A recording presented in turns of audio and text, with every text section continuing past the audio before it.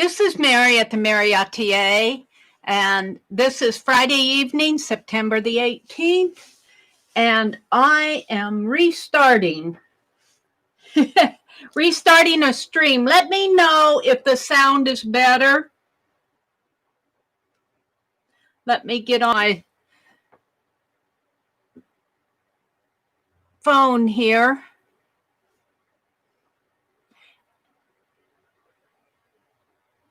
Much better? Oh, good.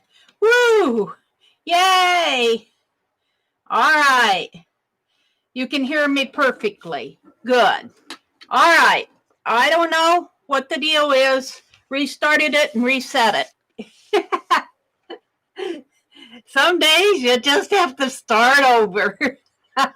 Some evenings. Although I have not had a bad day today. I've had a pretty good day. Let's hope it lasts the rest of the weekend. Well, the rest of my life would not be a bad deal. I'm going to get my calendar out of the way. I just keep it on here for my beginning thumbnail to remind me what day it is. All right, we got a new game we're going to play tonight. But first, I'm just going to do the welcomes and the hellos. Welcomes and hellos. I'm going to work on my Fibs Autumn. I've got postcards that I want to do, and I think for week 3, which would be this week, day 13 through day 19, which would be tomorrow, I'm going to do 3x3 art tiles. And, I want to do that tiny knit sweater, Mina style. She told me to use Mod Podge, so I'm going to try that. I have that. I'm calling my new game YUMUMmmmyyy.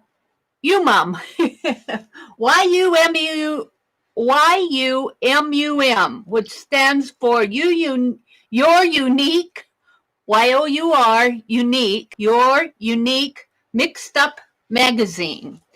And it's going to be a prompt game, but it's going to be a fun one, I think. I'm looking forward to it. I thought I might do a zine. We're going to do a list tonight. So thank October for our list. I have some doodle prompts I want to do. And I want to finish binding this journal. I broke my journal apart this morning. This is half of what I have. The other half is down here. The other half is down here. So this is what I'm going to finish out the pages with. So I'll be working in this part. I have to get a cover for it, but I'm not going to bind it until I'm completely done with it.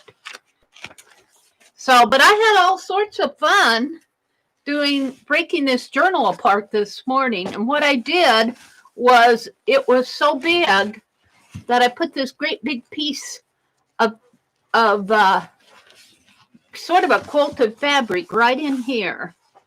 And it doesn't look so great if you look at it top down, but how many of us look at books top down? And I could even put I'll bet I could put, yeah, I can. Look, I could put a little tag thing in there and cover all that up. So, and then I made this wraparound out of some fabric that I brought back from Wisconsin with me. It says unique, real, authentic. And I had taped it, and I made a wraparound here on my back page. My back is the back is done. The front, I have to do the front yet. But about it, I got to move Penelope. I was thinking about it, and I was thinking I shouldn't have taped that top part, because I can strengthen. I got a little string there. I can strengthen this with a piece of art paper in there. So this is just put together with double-sided tape, and because this is fabric, it's just doubled over, I can get a hold of both sides and open this up. And that's what I'm going to do. And I could probably even take that piece of double-sided tape out of it. Let me get a hold of it here. Well, I'll do that later. But what I'm going to do is cut a piece of scrapbook paper or cardstock or something and put in between here, and then it won't be so flimsy. And this is my wraparound. You know, I love the wraparounds. So I'm really happy with how this journal came out. I'm really happy with it, except I can only get half of the pages in there. And then my other journal that I purchased one of those Burum and Pierce journals. But look, this is only about a ½ inch wide, where this was about an inch and a half wide. And it's got the same number of pages. So I'm going to have to split this one probably right at the beginning, which I hate to do, but you know, I know it's going to alligator out. So maybe if I split it out at the beginning, I can compensate a lot more for it. Just take out the pages and keep them in a folder and work on them as I go. And see, what I like about it is they're both the same height. I'm not sure that if this is a Burum and Pierce one, this might be a look-alike.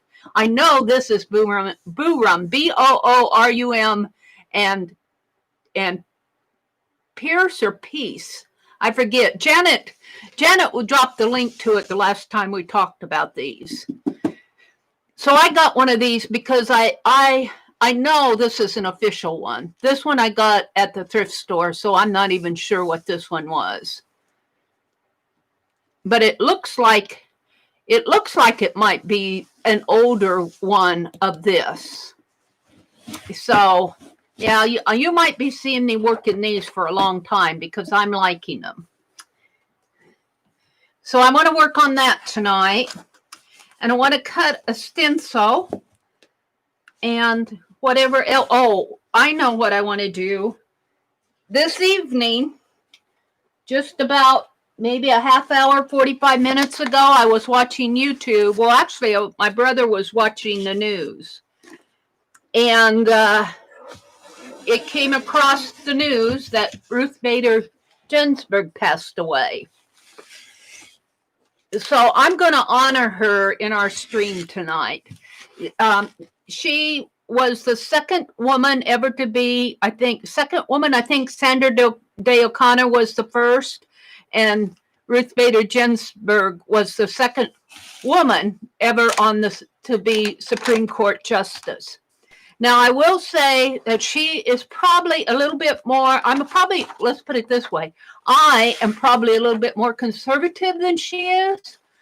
I honor her and I respect her. Very much a woman's advocate for women's rights.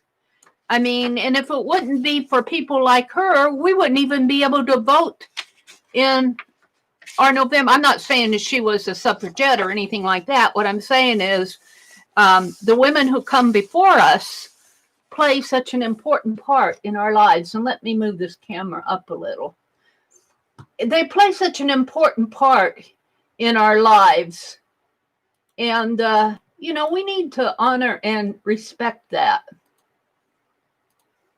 So what I'm going to start out, and even though, like I said, I'm probably lean a little bit more. I'm not far right politically, just so you know. I don't want to talk politics. But I will say I think I'm a little bit more conservative than she is.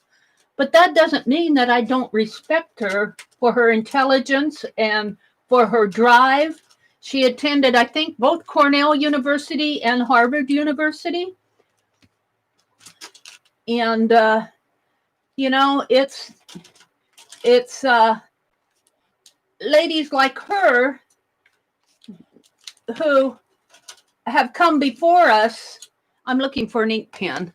Who've come before us and kind of informally fight for us, fight for women, and for different, well, let's just say equal pay, equal rights. I don't know how much.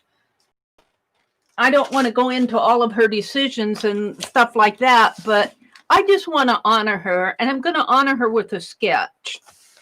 So I'm going to go ahead. First of all, let's say good evening to everybody.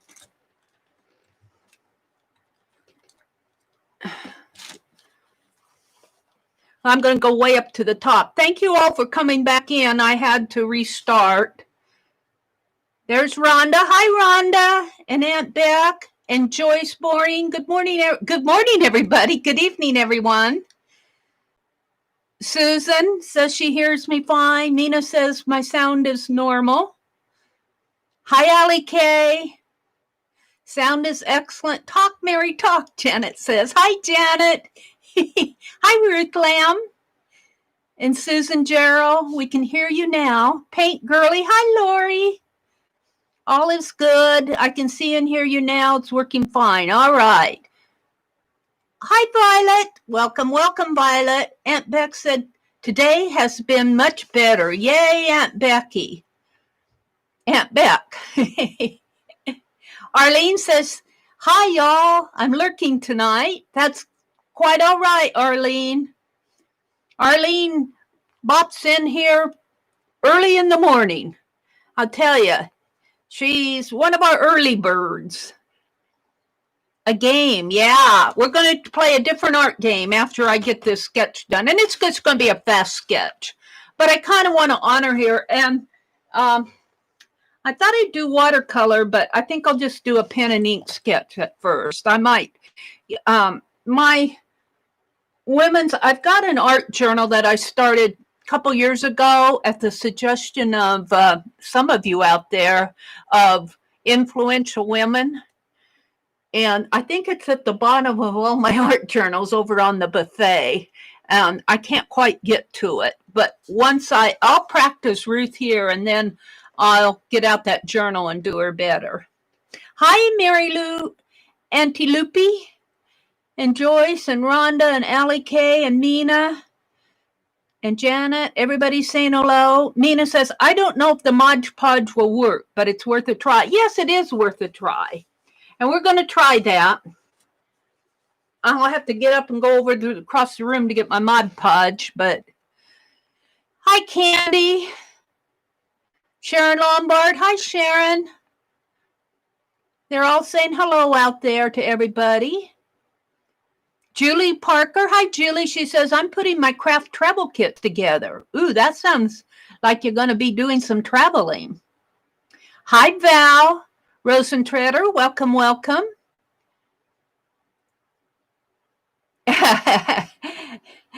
Let's see. Rhonda says, Arlene says, I'm doing too many things at once. Aw. Arlene, you just slow down, take it easy. If you need to exit from here, I understand completely. There's Colleen. Hi, Colleen, Scrap Chick. Thank you. Thank you very much. Colleen streams on Fridays. After I jump off, Colleen jumps on at 10 o'clock Eastern, 9 Central on Friday mornings. And then I think she and Kathy Berg stream together on Tuesday mornings. I don't know. I get all mixed up. Let's see. Arlene, who you do more than one thing at a time. Who knew you were so talented? Tonight, all three crafters that I follow are live at the same time. I'm trying. Arlene, if you want to go watch one of the others, you go do that. You were in my morning stream, and I'll say that to anybody. I don't mind if people stream at the same time I do.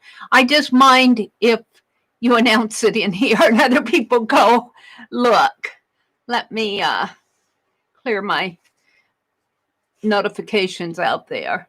So, and if you are a streamer like Aunt Beck streams, and if you stream and you want to come in here and say, I stream on Friday mornings at 10 o'clock Eastern, you're more than welcome to do that. But just don't come in and say, Meri, I'm streaming right now. Anybody want to come over and watch? So that's kind of nobody owns the internet. Nobody owns time, but we can be respectful of each other. That's my take on it. All right. Oh, yeah. Ruth Bader Ginsburg had pancreatic cancer. That's so sad in a way. I don't wish that off on anybody. Hi, Teresa. Sharon Marlowe's here. Hi, Sharon. Hi, is it Nell Hudson Sailor? May she rest in peace. Yes, may she rest in peace. You know, that is an accomplishment that very few of us in history, I mean, she was the second person to be appointed Supreme Court, a woman, second woman to be a Supreme Court Justice of the United States. And that is an accomplishment. You know, you have to honor that. And, you know, she's very well deserving. Okay, we're talking about Ruth Bader Ginsburg. Hi, Joyce. Hi, Lori. Branson. Hi, Norma. Lynn J says, hi, Meri. She's lurking and eating dinner. Well, Lynn, I'm so thankful that you are not making your way into work. If you were going to work on a Friday night, I would say, we need to talk to your boss. Oh, Sharon is here. Joyce. Rhonda says, Sharon, Arlene is trying to buy a third eye on Amazon. I'm not sure exactly what that means, if that's supposed to be funny or if that's something that, Sound is cutting in and out, Sharon says. Is everybody else sound cutting? Oh, you're buffering? It could buffer a little. It could buffer a little. Right now it says right now my Chrome is not responding.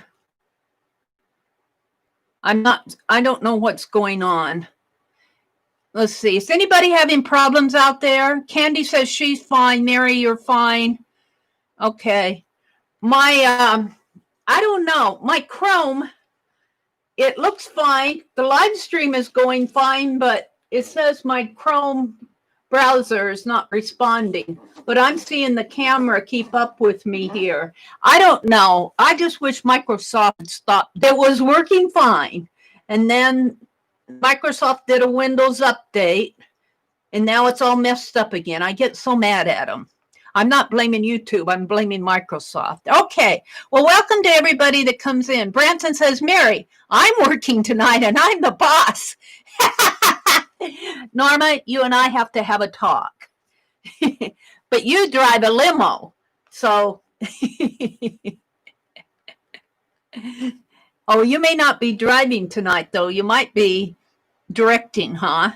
Since you're the boss. My sound is choppy, too. Huh. YouTube's been buffering today in lives, Carla says. So it's been, it could be YouTube causing issues. As long as most of you are good, I'm not going to worry about it. Janet said she's buffering off and on. Carla says, if you're buffering, do a refresh. Branson says, I'm in the office and all the drivers are out. So you're the boss, Norma. All right. Is Kim Marie in here? Did Kim Marie? There she is. Hi, Kim Marie. Welcome, welcome. Okay, now I've said all my welcomes. See, I'm buffering a little. Every now and then I buffer. But it still says my Chrome is not responding. I don't get it. I'm not going to touch it. As long as it's still going, my history, I should have Sketcher from her official portrait. Right in there. And it's going to be a fast sketch. I think I'll sketch perfect. It's just going to be a way to say, rest in peace and we honor you. uh, because I think it's not only good for her. I mean, to honor her. I think it's good for us to honor those people who come before us and realize that, they give their lives for us so that we can have a better life. And like I said, this is a quick sketch. This isn't, and there will probably be boo-boos in it. But it's kind of my way to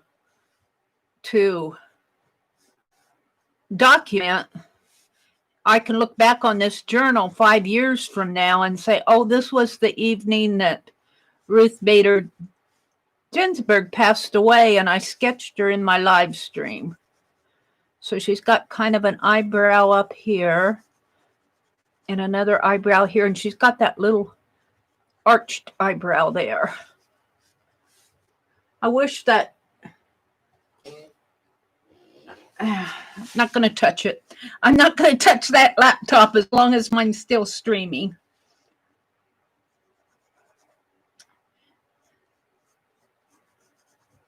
All right, so it's interesting to look at her ear here. I want to touch it. I want to zoom in, but I'm not going to. To look at her ear, you see this part of her ear actually extends out from behind this part of her ear that goes behind, and it kind of comes out again there and comes in that way. Most of the time, this part of the ear here comes all the way down. That's interesting. And then this comes here, and then she's got a round earring on, a green earring. We'll give her green earring there. Now her eyes, let's see.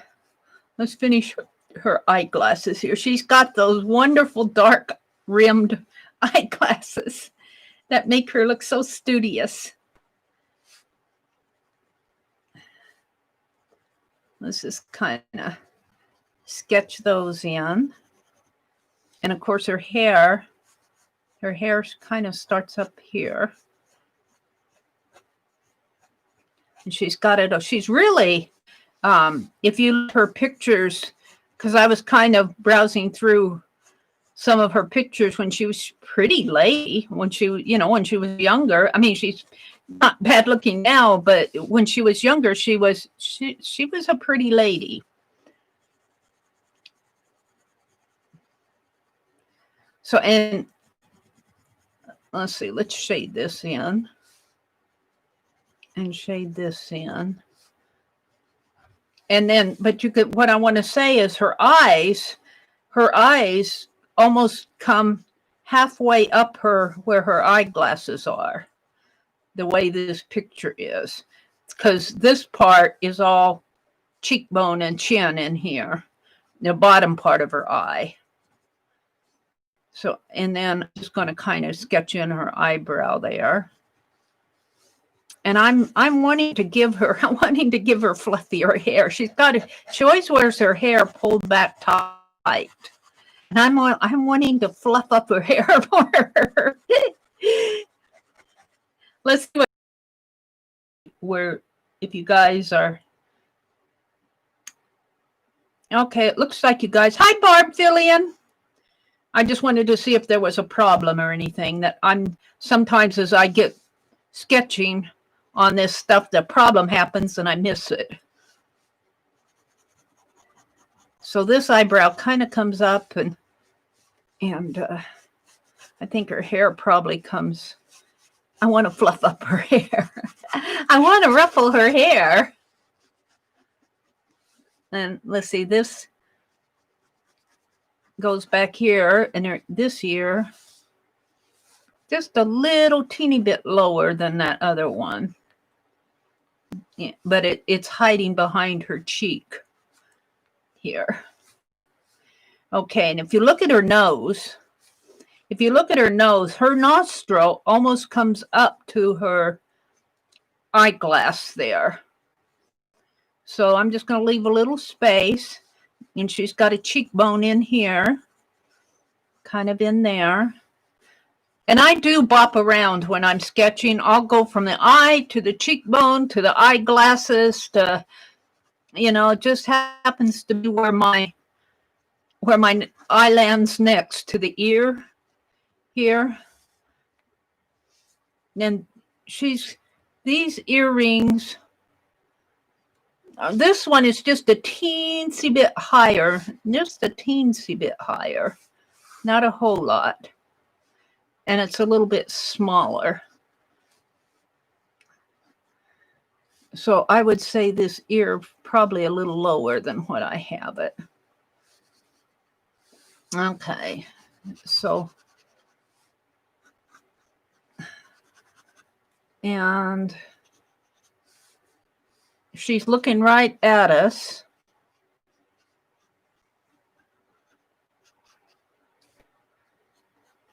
Just like that. Sort of like that. Again, sort of like that. And then there's some shading up in here. Oh, I so much want to fluff up her hair for her. But I imagine because she was probably studied a lot, so, and read a lot, and that was probably just convenient to have her hair tied back like that. And there's a little shading underneath of her eye in here, a little shading in there. Yeah. And this eye comes in. All right. And then what I found interesting about her lips is this lip. Her lip, she's smiling, but she smiles with her lip kind of turned down a little. If you look at this picture, it's just like, I want to smile, but I'm kind of, I know I have to be prim and proper. So she's got a smile, but her lip is kind of, it's like, I want to talk, but I have to zip my lip.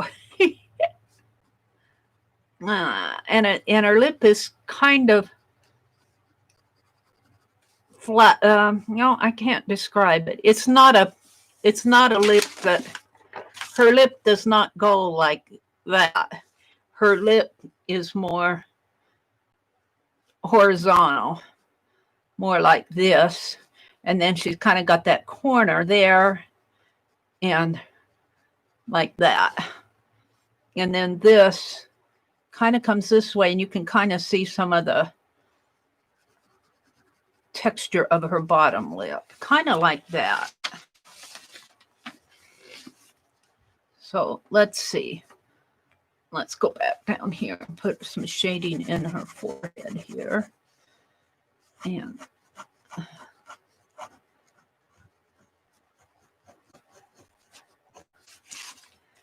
oh,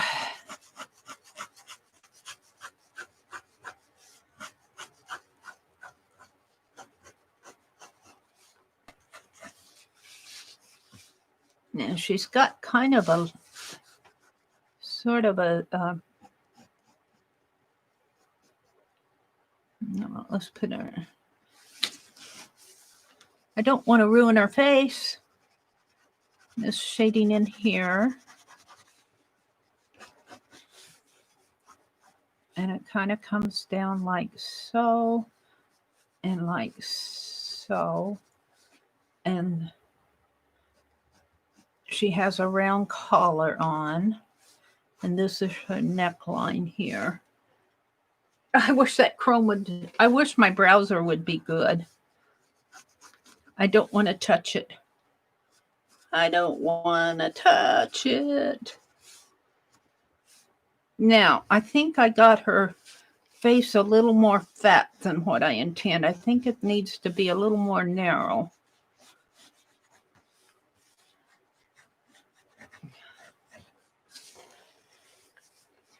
No. Let's just put some She's got kind of this crocheted collar, and I'm not going to put all the detail into this collar because I sit there and doodle with that all night. Let me just put some angles in here. And maybe her neck, she's got, maybe I can lengthen her face by doing that.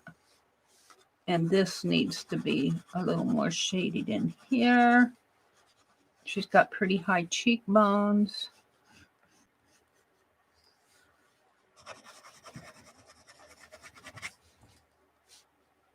Well, this is a case of having to do it more than once. Let's see. Her chin comes this way, and this is all shady here.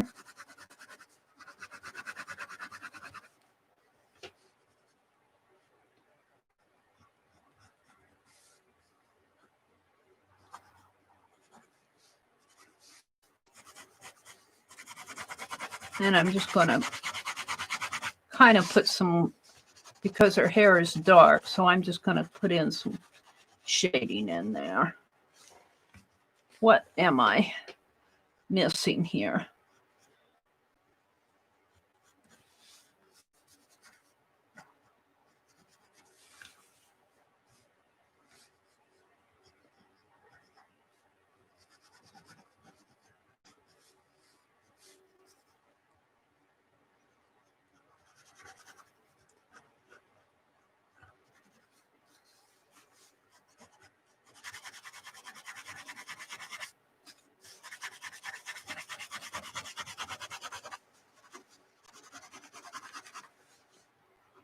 And some little, and I'm not saying this is the best sketch in the world. It's just me kind of honoring her.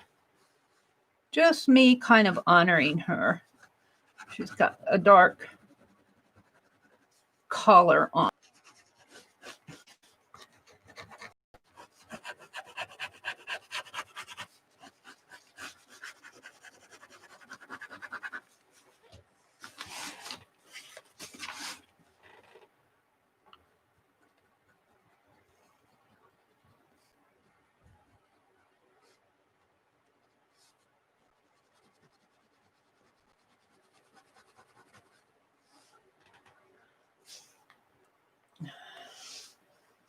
So I would have to get in and really study her eyes.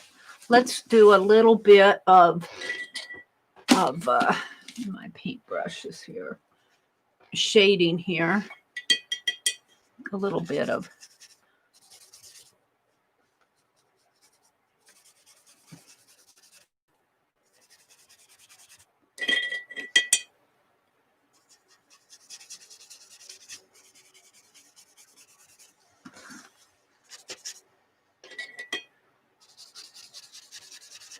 bringing that out into there. And then I'm going to put a lot of dark in here. Maybe if I go with this pen.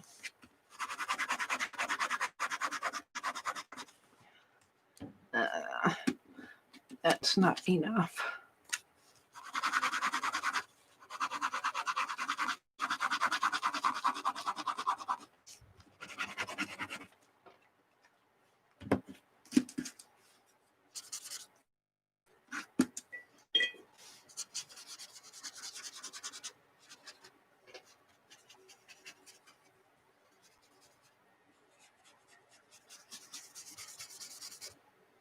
And we don't want this to be too awful dark.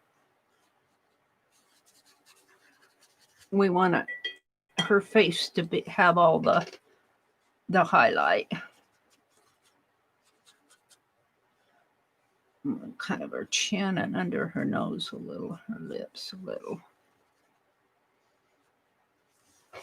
I think I'm going to leave that as it is and just call that a quick sketch.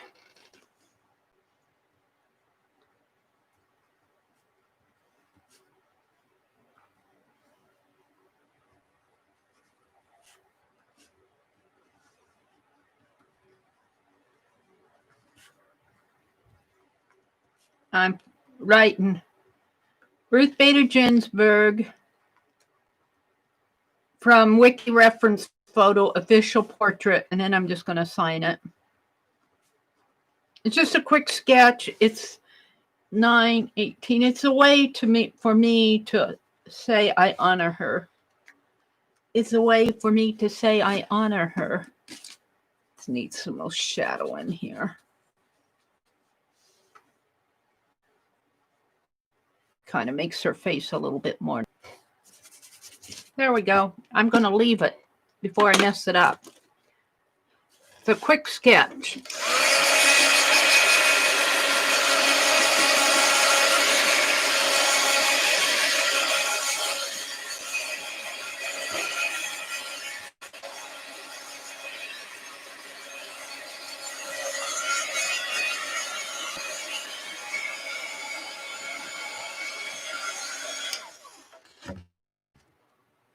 All right. So I'm going to take this and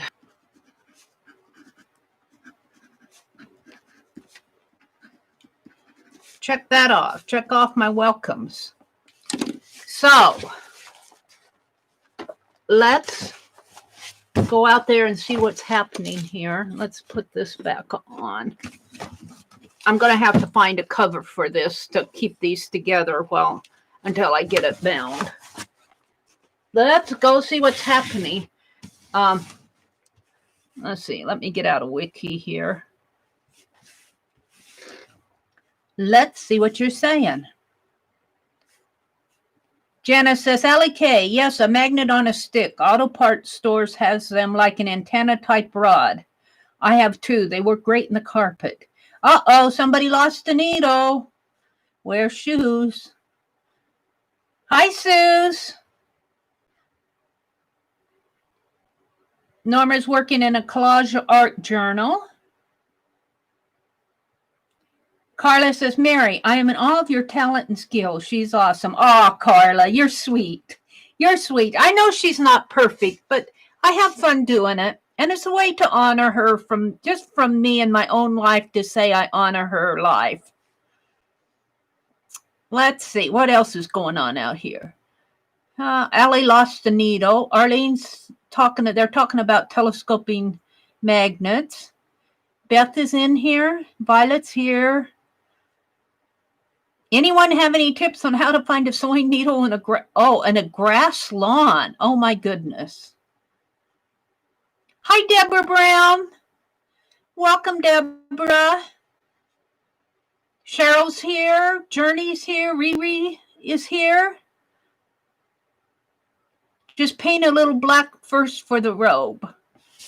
Oh, I might have to do that. I might have to go back in and put some black on the robe. Glue some lace down for the collar. Okay. Well, we have to go back and do an official portrait of her. Fluff it up, Meri. Fluff it up. Aw, thank you, guys. Thank you so much. All right. I am going to try to minimize my browse. Oh, there it came back. Yay. Is anybody else buffering? Oh, I stopped buffering. You might buffer off and on. I can't change that. It's the internet. All right. So let me go get the Mod Podge and let's try to do Mina's suggestion. As I was working on Beth Schuler's kitty cat tags, let me go to the Mod Podge here. Luckily, I know right where it's at now. But I was working on Beth Schuler's ATC coins. I said mini tags, I think. But I had done a little sweater here. And I'm kind of happy with the sweater. I think I'm going to paint a black cat on it, though. But this is what it looks like. Not just a spot. That's going to become a cat. But what I did in order to keep it from fraying was I just took a needle and thread and sewed around there to keep that yarn from fraying. And then I just took black paint and went around the edges, kind of firmed the paint. But Mina suggested, and I want to try it because I thought it was a pretty good suggestion, and we're going to have to try it at the first because it's Mod Podge. And let me get out a piece of wax paper. And we're going to try it with the same pink. I went to Hobby Lobby and I found 2 pieces of sample knit. And I think this is probably what they had. You know how when they sell yarn, they hang up little samples of what you can do with it. I really like this. I like it. This might make a nice cuff just for the fun of it. But anyway, this is the one I decided to cut up because it was kind of rough here at the top. You see, I cut that little square out. But if I understand you right, Mina, what you said to do was to cut it out. And I think you said just smush Mod Podge. And I think what I'll do is just soak it in Mod Podge. Just get this little, I have a little cup here. Let me grab it. I actually have 2 of them now. And I think I'll just put some Mod Podge in the bottom of this. I use this for watercolor. But I think I'll cut out my little sweater. You can make a cuff, Meri, then attach stuff to it. Yeah, Riri. we gotta attach stuff to it, don't we? So Allie Kay said she was doing some handiwork outside today. A bee was bothering me and I jumped and ran into the yard. When I came back, my needle was unthreaded. Then wear it kind of like a bracelet. Yeah. Well, you know, I think this still has the staple in it here. I don't know why they do this stuff. Staple it. I think probably... Now, see, I like this side better, but it's a little bit more rough. I think I could get away with one cut it rather than doubling it up. Doubling it up would, of course, now if you double it up, you'd have a stronger base for your cuff. We'll talk about that later. I'm going to try to just soak this. I'm going to cut out my little sweater first, and I'm going to eyeball it. Let's get out let's cut it with these. Is Mina in here? Meri, please read above. Mina says, Meri, please read above. Smush Mod Podge on cardstock and lay the fabric on that. Well, it's not fabric, it's knit. But let's do what Mina says. Let's do what she says. This is Mina's. Otherwise, if it doesn't turn out, it'll be, I didn't follow what Mina said to do. All right, we're going to use a piece of cardstock. This is that Neha 60-pound cardstock. It's pretty thick. I always think I have 2 sheets and I only have 1. So, all right. Smush Mod Podge on. Where did I read that? Nah, I missed it.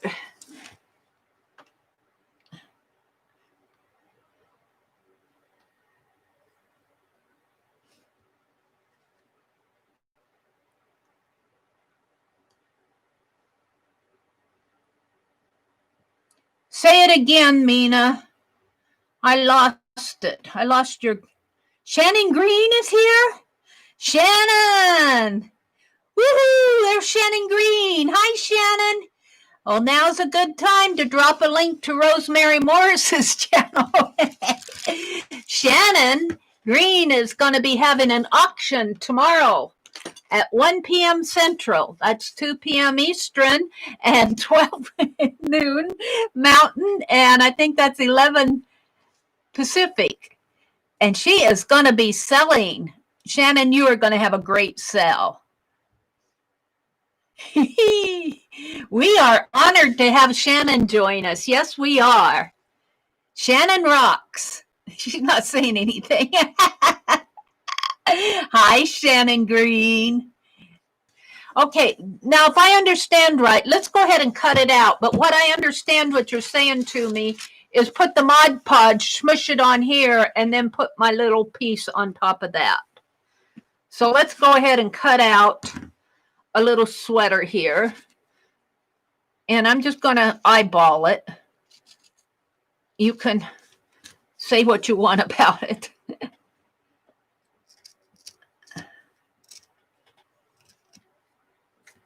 Shannon, we've been promoting you all week.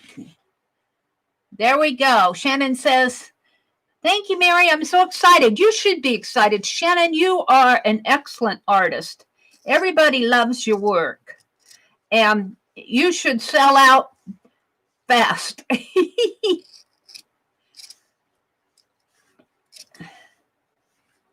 And we are so honored to have you join us tonight. Yes, we are.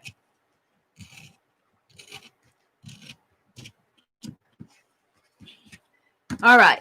So here, so I think I might have to cut a little more of a nick in here. I might have to pin it. I might have to pin it after I smush it on there. We want to kind of, let's make it a V neck just for the fun of it. And this is knit, so I'm cutting all the yarn apart here. And that's why I stitched it so it wouldn't unravel. But this could be ugly sweater day here.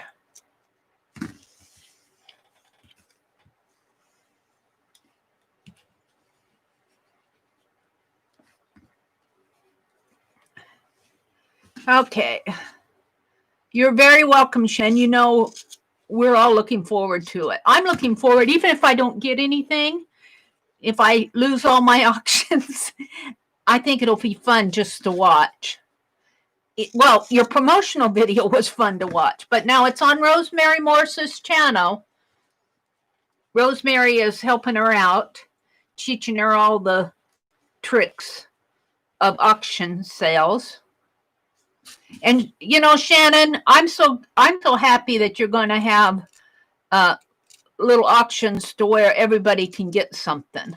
I appreciate those because not everybody has fast internet. All right, so there I go, Mina. Now, she says to smush a bunch of Mod Podge on the page, on a heavy sheet of paper. So that's what I'm going to do next. Let's kind of shake it up. This is matte Mod Podge.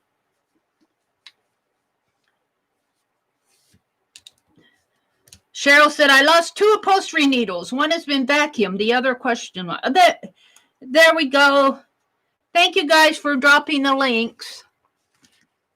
And I buy this Mod Podge, it's Mod, M-O-D. I get corrected on my pronunciation all the time because I naturally want to pronounce it wrong. It's Mod, M-O-D, Podge, P-O-D-G-E, not Modge Podge. But I buy it to make, I don't buy it to collage with or glue down. I buy it to make modeling paste with.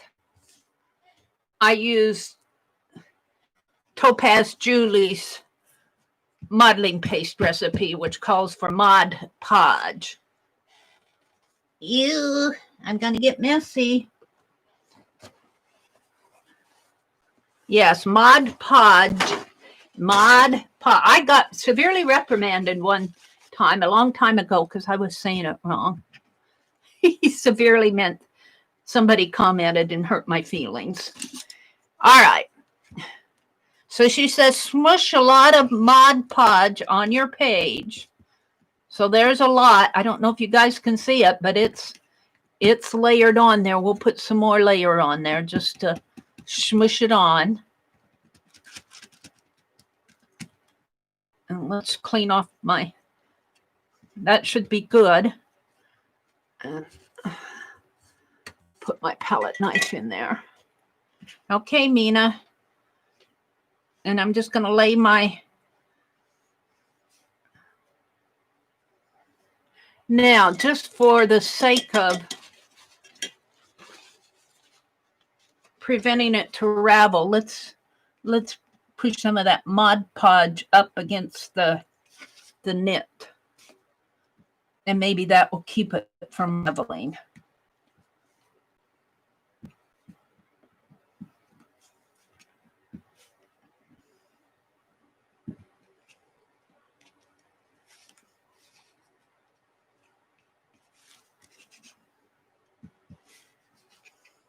Okay, Mina, we're going to let this set until it dries, and we'll check it before I go home tonight.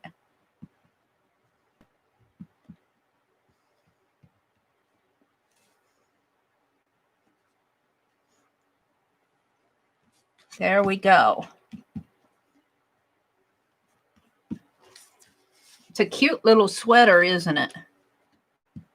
Just for cutting it out of a bebop old sweaters or seeing what. I think there's some upstairs that wouldn't fit me. I still have my pep club sweater from high school. Green and white. We were the Longhorns. And before that, we were the Devils, the Red Devils. I don't know if I have that pep club sweater. That would have been white. I don't know, I might have it someplace. All right, we're going to set that aside and let it dry. And we will check it.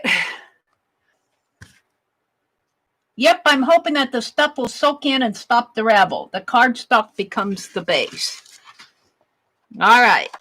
It's cute just the way it is. All right, I'm putting it over here out of the way.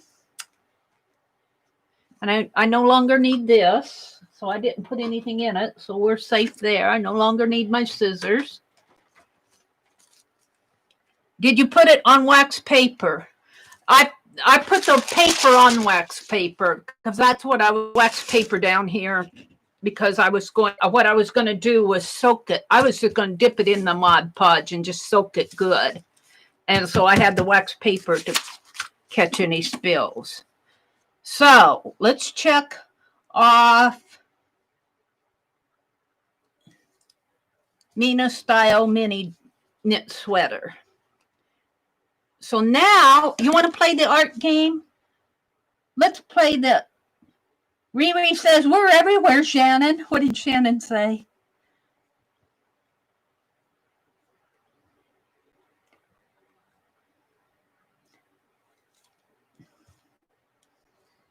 Our pep club never had sweaters, Allie Kay says. They should have. That would have been cool.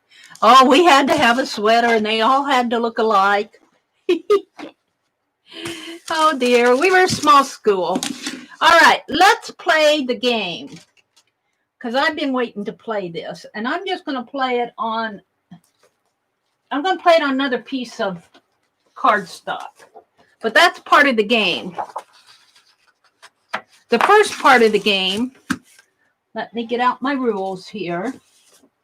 The first part of the game is to decide what you're going to do. An art journal page, a tile, a tag, an ATC, an art card, or a card or a postcard.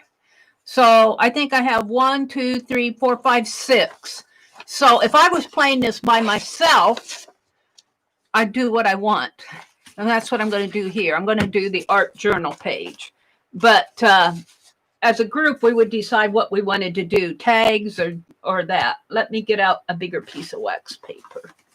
This will become a palette, I think.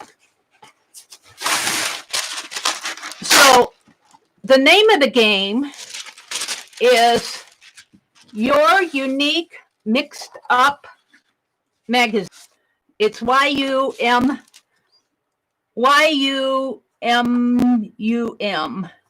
Mixed Up Magazine. YUMUM. Yummy. But what you do, and I picked out art techniques. Let me write them down. Let me write them down on another sheet of paper here just for explanation purposes. Let me grab out another sheet of paper, because this is the first time. Oh, these are all envelopes I'm grabbing. Where's my paper? It fell down. And these are just my notes. Let me get out and again, this is the first time, so any snags we'll have to take care of as we go. All right. So I'm calling the game YUMUMMyyy. And then I put MMMMY, yummy. But it stands for your unique, got to be original, mixed up, MIXED up magazine. And actually, you don't need a magazine. You could use a book, and we'll get into that later. But what you want to do first is 1, 2, 3, 4, 5, 6. You want to decide whether you're going to do it on an art journal page. I'm just going to put AJ page.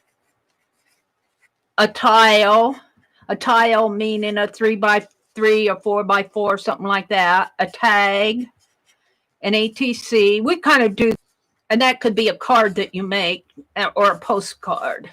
And you could think of other projects, but I picked 6 of them. Well, for tonight, I'm automatically going to say I'm going to do number 1.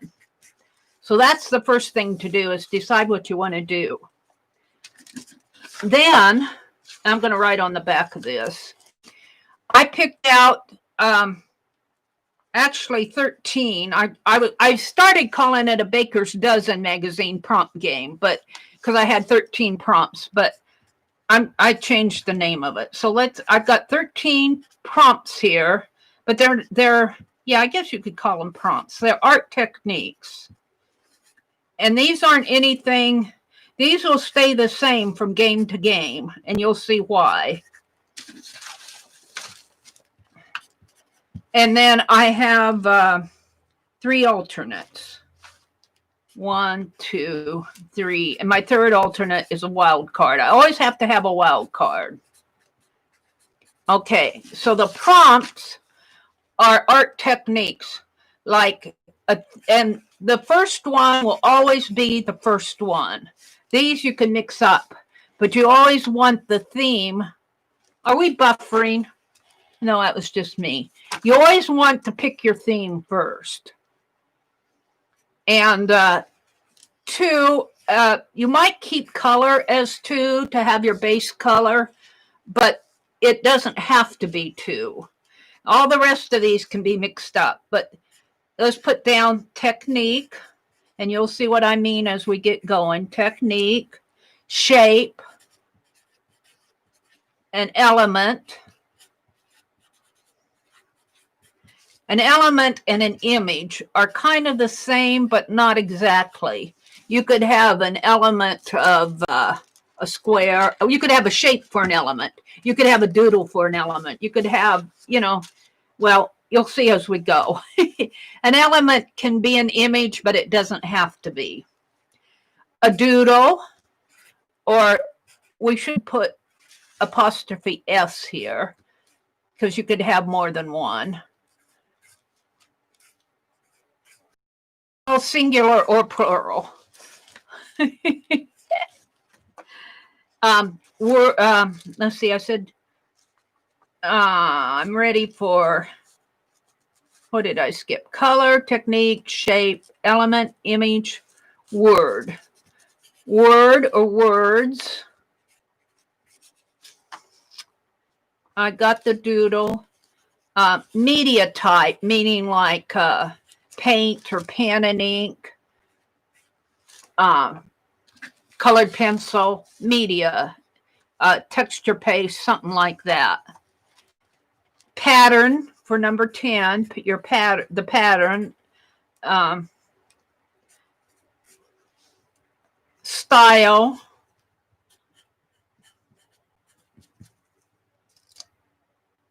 Border. Now your border could be it could be a border or it could not be a border. We'll get into that too. You could have a border or you could not have a border, depending on the prompt. These are prompts, but we're going to use a magazine to get these. And you'll see, just let me keep going through here. Then the 13th one I call space. And I determine the space by looking at a magazine page and dividing it into quadrants, 1, 2, 3, and 4. And we'll explain that later. Okay, now over here on this side, to determine what each one of these are going to be, I go to a magazine. You could go to a book, but I would not use a textbook or dictionary or an atlas, something like that, that it may have a little color in it, but it won't have a lot of color. It won't have a lot of images traditionally. Okay, so I chose, in my working this out, I chose the new art journaling magazine. And what I did is I counted the number of pages, 1 through 144, and then I went back and counted this as 145, 146, 147, and 148. So the next thing that you need to do is determine the number of pages and then add 4 for your front and back covers, if you have front and back covers. If you don't have front and back covers, you don't need to add 4. If you only have the front cover, add 2. If you only have the back cover, add 2 to your number of pages, because you're counting this as a page, and that is a page, and that is a page, and that is a page. And I've got 144 pages, so I'm adding 4 to it. Then you can either go to a friend or go to random.org, which is what I'm going to do right now. And I'm going to go to my sequence number generator. I'm in my doodle prompts there. Let's go to my browser and go to random. And I'm already, and I'm going to type in 148. Not 1,048, 148. That's the number of pages that are in this magazine, counting the front. And then I'm just going to start numbering page 48, page 131, page 69, 144, 51, 89, 30, 119, 115, 137, 78, 21, and 19. Now I have the alternates here. My alternates were line and texture and wild card. Well, the wild card, you won't have a page number. I ended up with page 19. This is page 81 and 134. Wild card is your own choice. So it's kind of a blank. Okay, then what we're going to do is go to the magazine or book that you chose. I chose the new art journaling magazine. Let me go back up to. And before I go further, what I need to say is at this point, you could say, okay, I know what pages I'm going to use. I know what theme, I know where I'm going to get all this stuff. So do I want to pre-plan this? I wrote it down here. Large variety. You get the page totals, and I explained all that. And you get your random numbers. We went to that. Then the ways you can do this, you can do it as we go. And that's what we're going to do tonight. I'm going to work through this just like we would have picked 10 or a dirty dozen. Or you could sit down and work through it all and think it out. And that means very spontaneous or think it out. That's determining what you want to do, going and looking at all this and figuring out what's there and then planning it out. You could do it that way, or you could stir it up. And when I say stir it up, I do like what I do in my double dirty dozens. Take all of these numbers here and mix all these up again. Maybe mix these up. Mix these up. Put in 1 through 13 and put it into random. Well, you might have your space as number 1 instead of your theme. Although I would keep theme the first one. So you might put in 1 through 12. So those are 3 ways you can approach it. We are going to do an as you go one because we like doing that. So I'm going to go here and I'm going to look at page 48 and see what's in here on page 48. And whatever's on page 48, I'm going to use as the theme of my page that I'm going to do. And so here we have, ooh, this almost looks like a stained glass window there.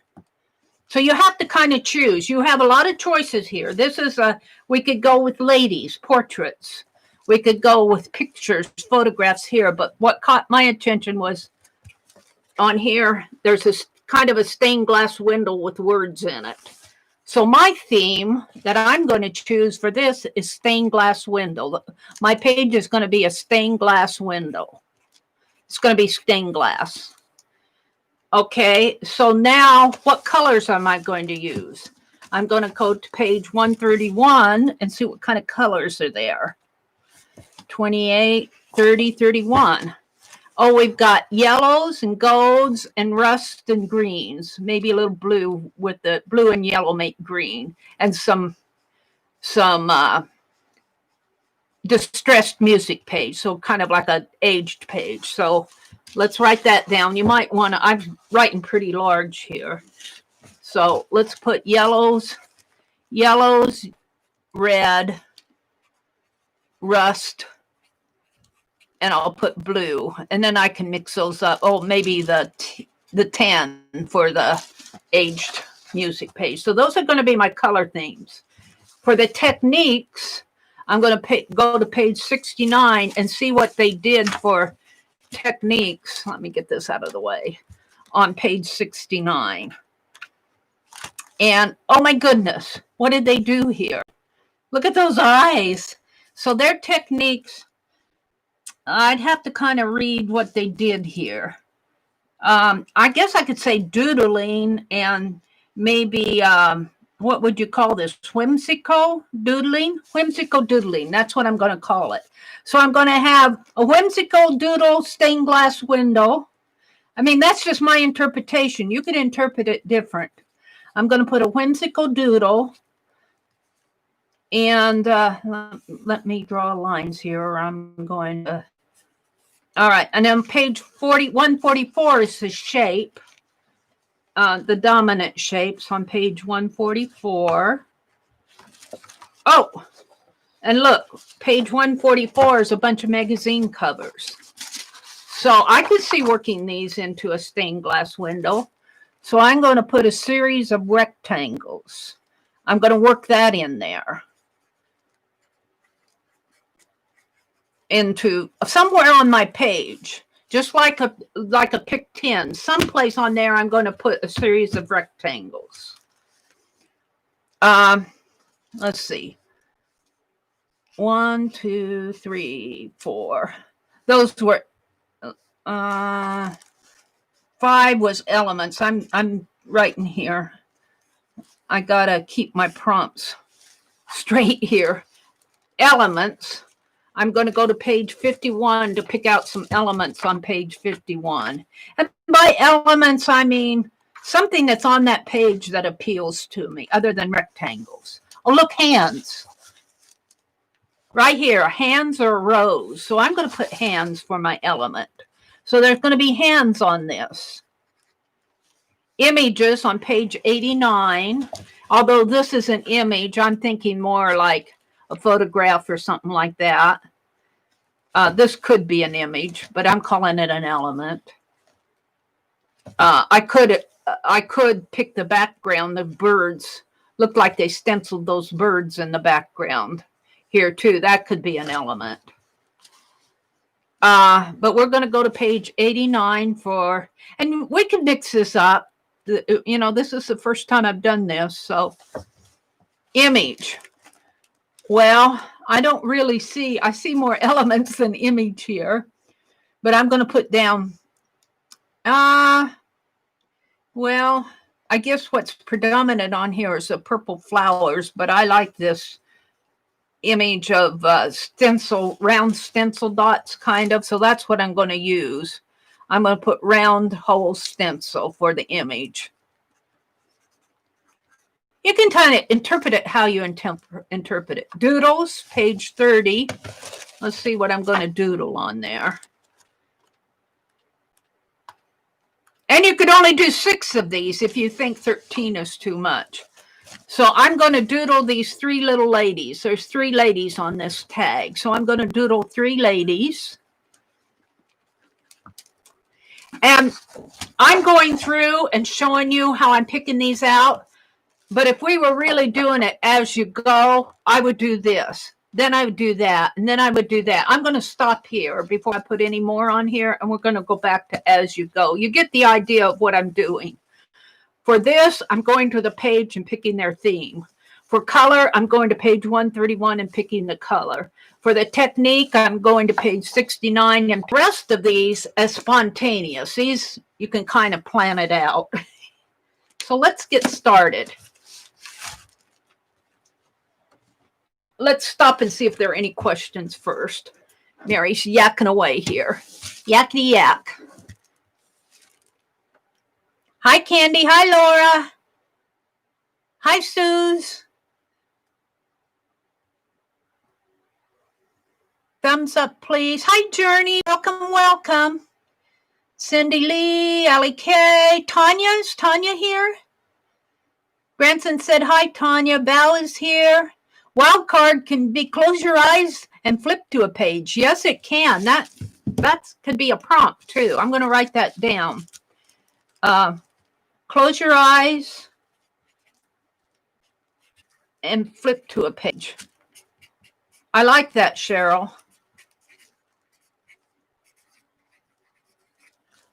We might substitute. Here, I've got element and images here, which were pretty close.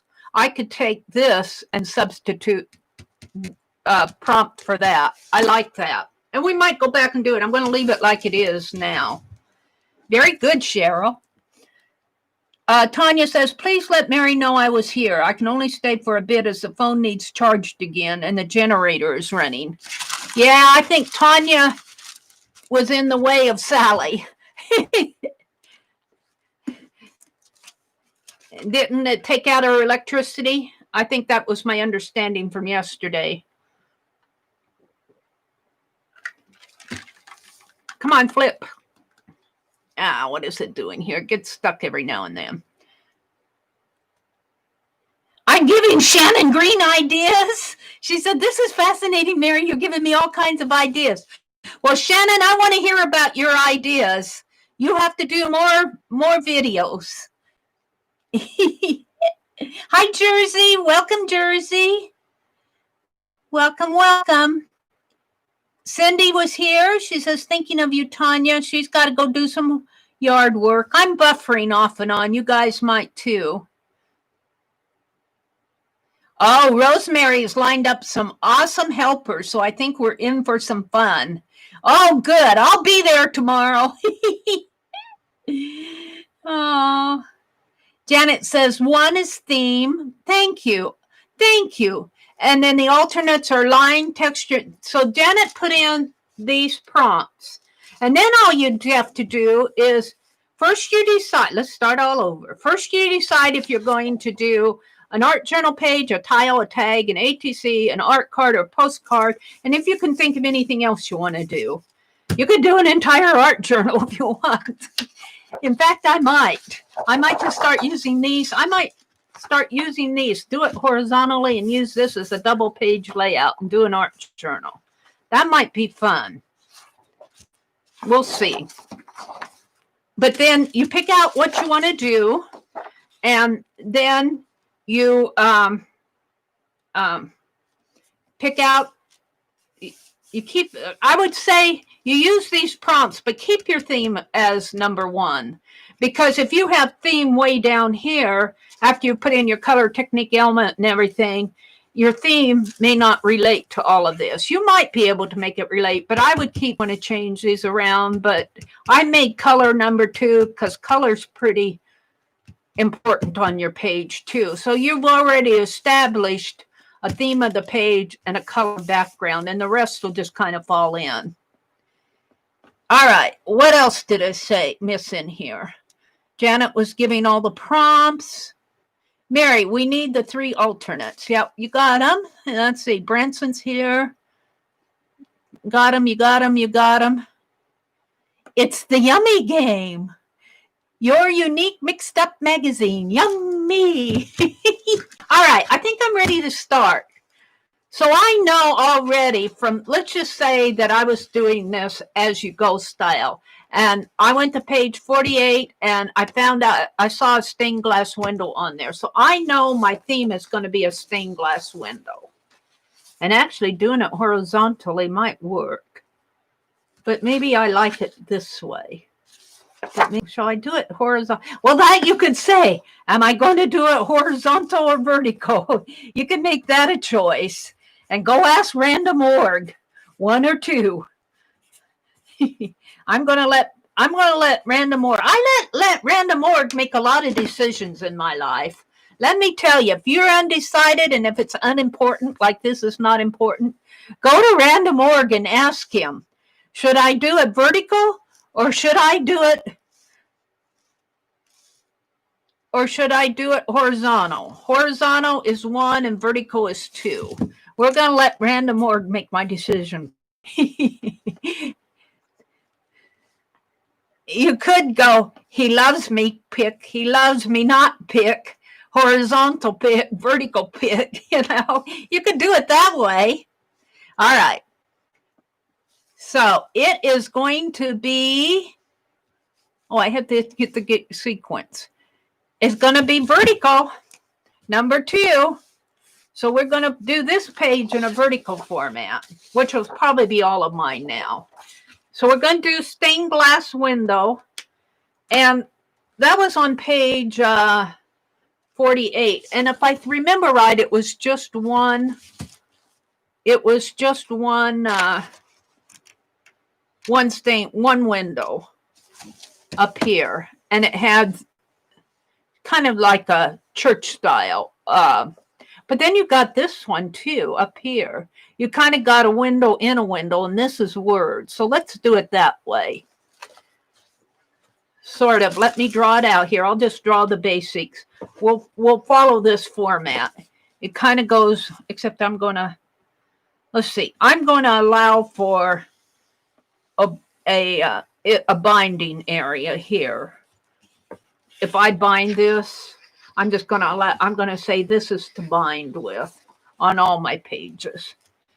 All right. So my window kind of, I have a big arch and a smaller arch. So let's put the big one in here. Just sort of like, and does it go off of it goes clear off of the page. So let's go like that. Well, I might want to change that. And then it has smaller arches inside of it, but let's do this one next. This one comes in here like this. And I'm not copying it. I'm just getting inspired by it. Because if I was copying it, I would use those colors. I would use that design and everything. I'm just kind of getting inspired by what I see on that page. Now, don't worry. It'll be different. This is just the beginning of it. This is just the base. And let's see. This actually comes down this way. Then there's another one that comes like that. And one that comes like that. And we'll just leave that one as the, well, no, they put in another one. Let's put in another one here. Let's put in a smaller arch in here. So, and these, these are stained glass windows in here. So I'm just going to kind of, now this isn't what's inside of the lines here are not on here, but I'm going to go do my own stained glass from this point on. And in fact, I think I'll make this darker in here as the dark leading. And I'll probably go in this with paint. So I went on a dark line there. We want a dark line here. And here again, I'm just kind of sketching in the background, the bones of it. I'll be painting all of this or doing whatever technique. Media, pattern, style, border, space. We'll be doing all of that on here. And then this had several lines in here, kind of like a wooden sill in there. Now, I didn't see this on this, but I like bricks. So I'm going to put bricks because a lot of churches have bricks. And, well, this doesn't have to be a church, but traditionally you see stained glass windows in churches, and they have bricks. So I'm putting bricks. So there, I've already got inspired by that page, and I've already kind of know what I'm putting in here, but there's so much more to go in here. This is just the theme. So now I'm going to do colors. But we don't know what kind of media I'm going to, because, and I think I will. So it's my game and I'll do what I want to. So I'm going to go down to prompt 9 because in order to put color on here, I'm going to have something to put color on with. And to me, that means to go get media off of page 115. So these two could be related. I might make these two related. Be a change to the game. And we might put another wild card, or not another. Oh, we could put another wild card in here, but we could put another. If we think of another one, we could put it in there. You guys could give me another one. My head's not working. All right, so we're going to go down to media, and that's on page 115. And let's see what they used to do 115. They used, ooh, I see a music page, and I'm going to call this paint. Sometimes you can see the description of what they've done here, what they use, but this doesn't give a description of it. So I'm going to call this paint. I'm going to call it paint and music paper. So that's going to be my media. This looks like it's almost a watercolor. Since I don't have my watercolors out, I'm going to use paint. Paint and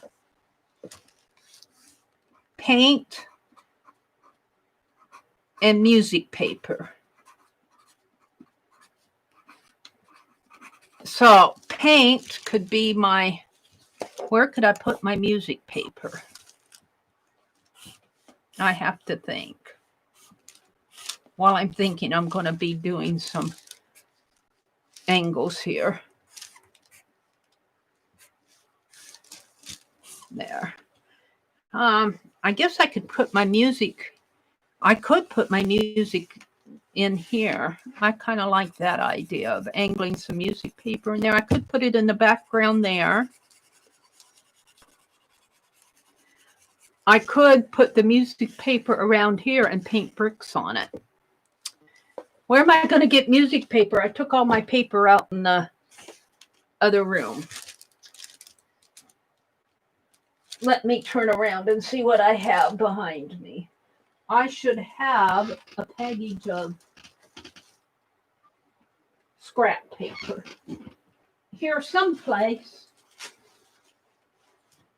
I should have scrap paper here someplace. See, this is spontaneous as you go. You have to look for what you need. And lucky me, I took everything out in the dining room. because I'm cleaning up in here.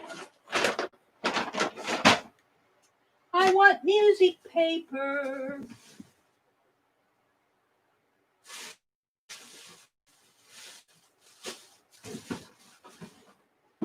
I want music paper.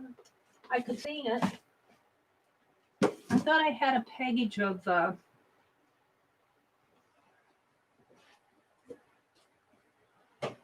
scrap paper out here. Well, I should have been more prepared because I don't have it here. I'm looking. What's this? Those are images. Well, because I don't have music paper at the ready, I'm going to substitute. What? Let's see what's in my magazines here. Let's see if I can find... I also have a Bella Grace magazine that I could use, but let's see if I can find some music in here. Just by thumb. We're calling this book page music. And then I want to draw. I want another arch here.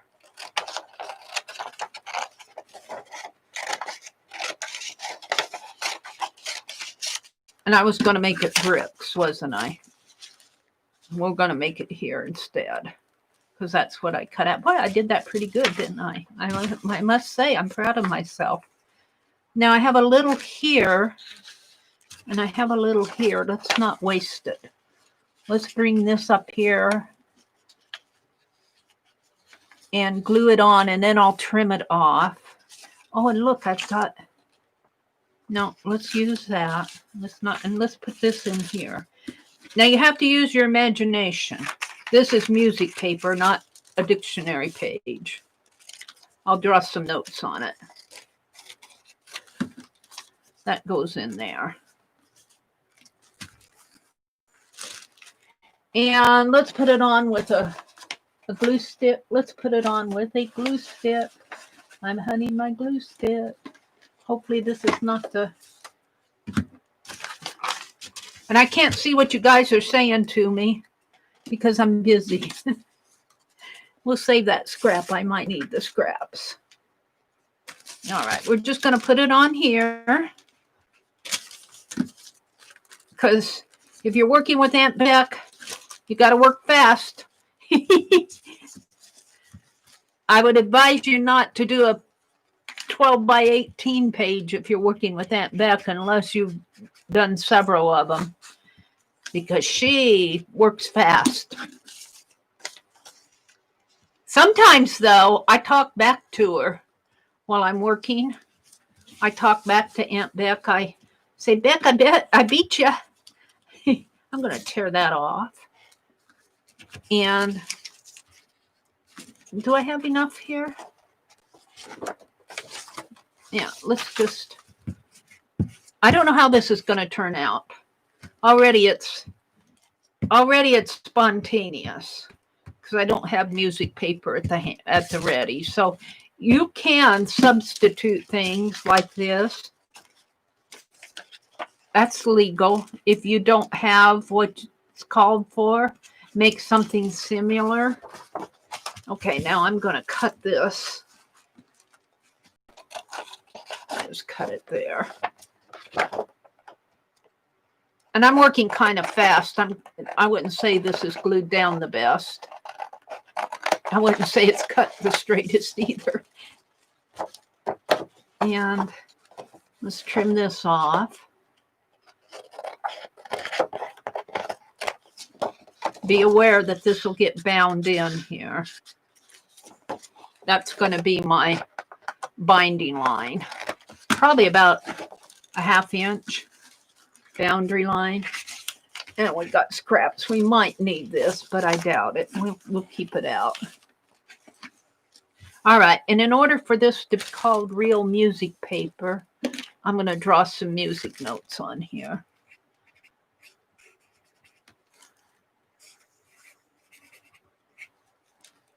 And I forgot what one of those clefts looks like this.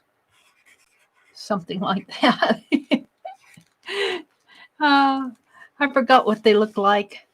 Maybe some lines like this. Already, I hear music coming out of the walls here. Ah! That's just like hearing music out of the ceiling fan. Janet calls that, Janet Glein said it's audio pareidolia. Audio pareidolia, stained glass window, music coming out of the walls. Only I hear music out of the ceiling fan. All right, and let's put some music notes up here. This will all get covered up probably anyway. But at least, you know, I put it on there. Okay, so that took care of the theme, and the media was paint and music. So I need some paint in the colors. So let's go to my colors here. This is a game. This isn't going to happen all at once unless you're doing it JB5 style. So the colors were yellow, reds, golds, blues, and rusts. So I can see some yellows coming in here. Reds maybe up here where the bricks are. Blues worked in here. So let's get out.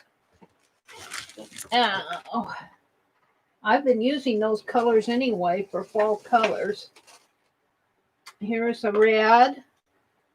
That's a Flamencio red.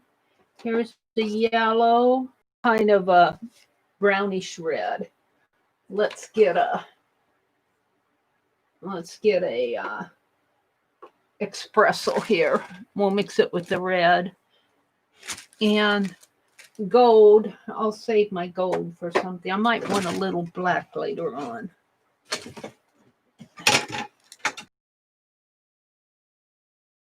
So we're just going to put some color on here real fast. I think I'm just going to... Oh, and of course,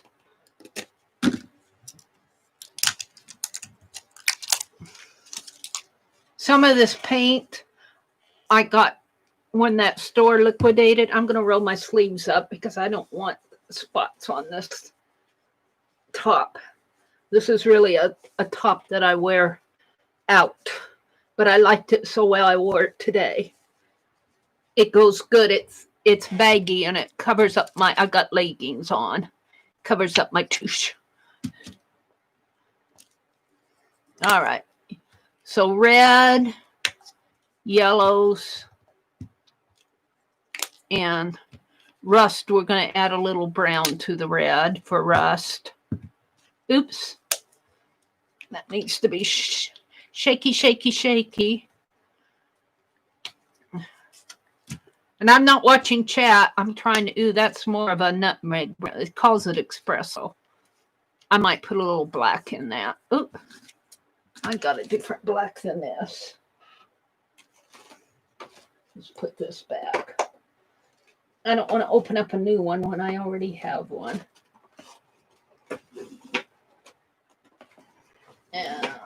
Here. Here. What did I do with it? Oh, it's down there. I'm getting used to my paint rack here.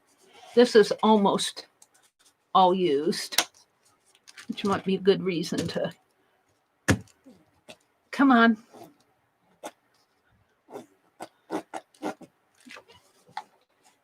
We're going to have to cut that one open. We might have to open up a new one. I thought I had one. No, here. Ooh, I got a little there. All right. Let's get out a brush. And I'm going to use this wider brush here. Let's pick this up. And let's mix a little red with it. We'll get our rust on there first. So I'm going to paint the border a rusty brown red color here. And maybe our bricks in here. We'll do a few bricks up in here with the reds and the rusts.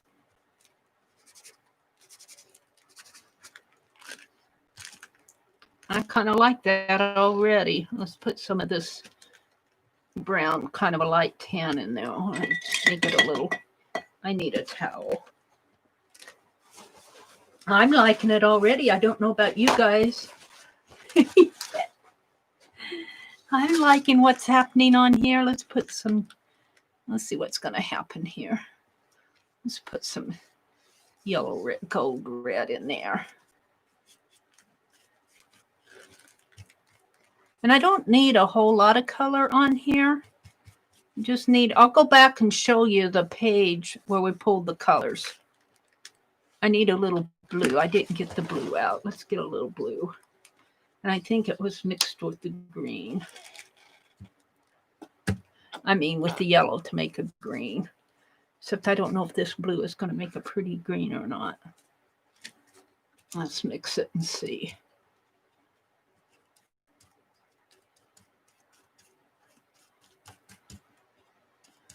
There we go. Let's put a little ooze because I didn't wash out my brush. I want more of a green.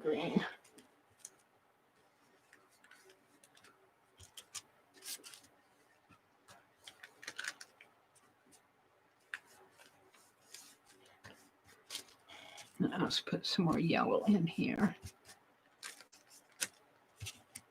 Put some yellows in here.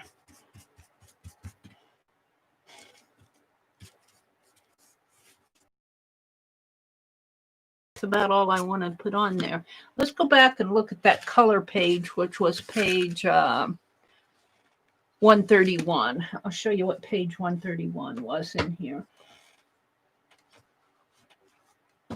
131.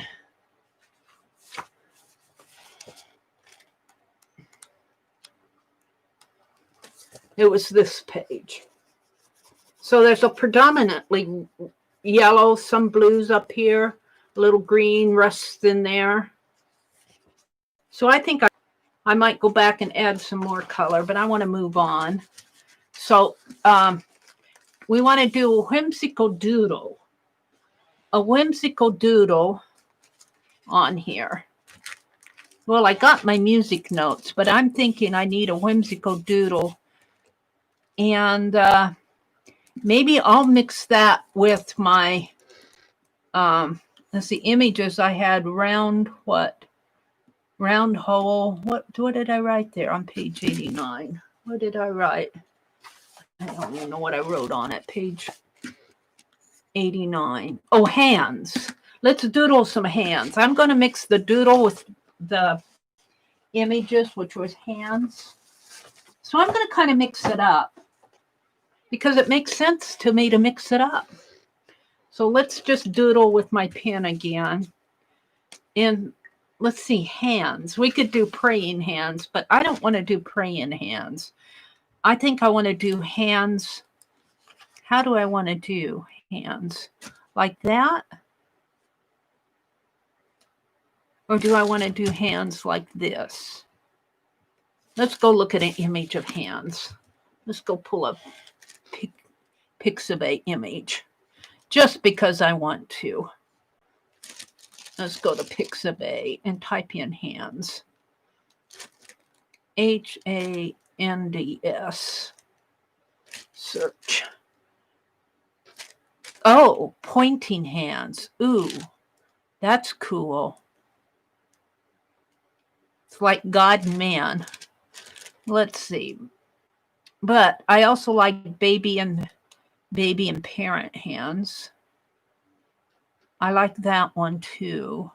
Oh, I'm going to have a hard here. I like this one. Adult and child hands. That's what I'm going to do. I'm just going to doodle it right in here. Let's do the child hand down here. And it'll go like this. And that's the kind of the child's thumb. And you don't really see too much of his fingers. And it kind of comes down like that. And then the adult hand, his finger comes in. The child is holding on to his finger. So the adult hand comes like that.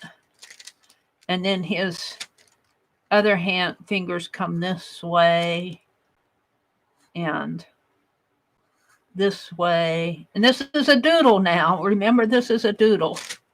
And then he's got some knuckles in here.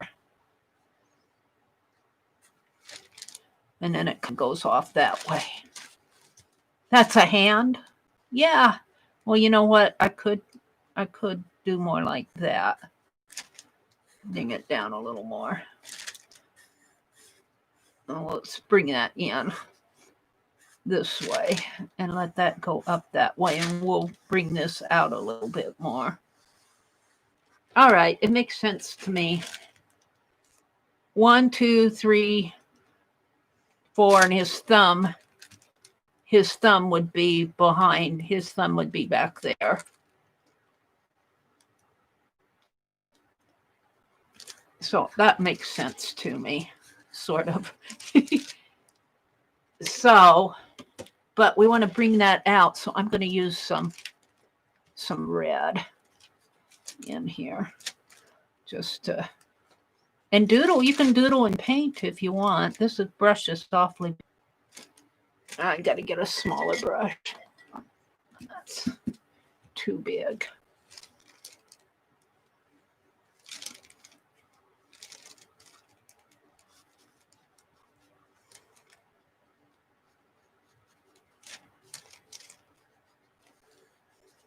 I like that.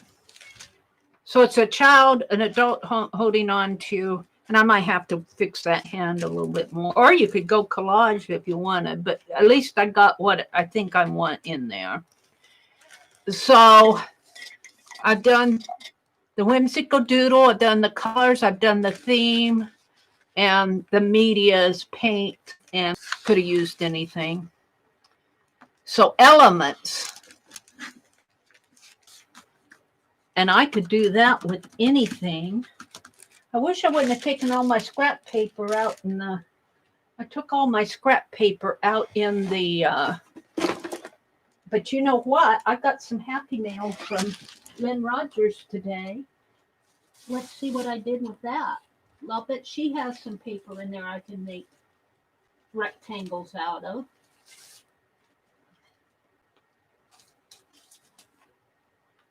I'll bet she does.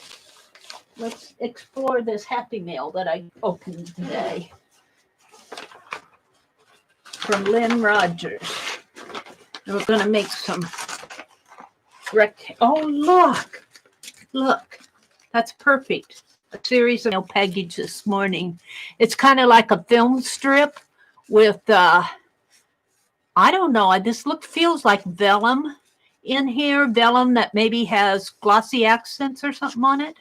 Oh, this is perfect. This is perfect. And it's the right size and everything. But I'm not sure. Do I want it over here?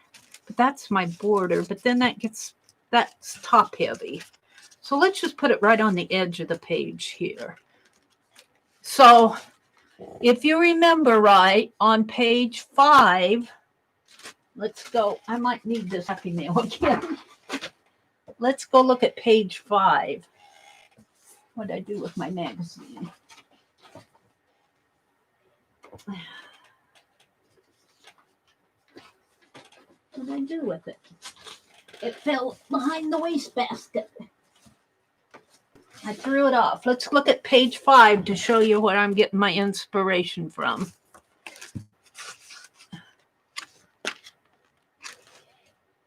Two, three, four. Uh-oh. Where did I get my page from? Uh-oh. Shapes was 144. Those were these. And I am going to have my series of rectangles be this piece of ephemera, I guess you could call it, that Loretta sent me in Happy Mail. And I just opened it today. Woohoo! This is working for me on my pages. My wax paper fell out from my tablecloth fell out from underneath my stuff. All right. Let's put this back down there. All right. How am I going to put this on, though? With tacky glue? Let's tacky glue it on there for now. Tacky glue is right here. It fell over the cliff this morning. Let's see. I'm done with this. Let's put this over here. Penelope, I'm going to move you. It's lucky she hasn't fallen over the cliff. Where are you going to put me? I have no idea. Right here, I guess. All right. It's over the cliff this morning, which means it went over the top of, and I got a pole and cleaned out the cliff today. I'm just going to tacky glue this down.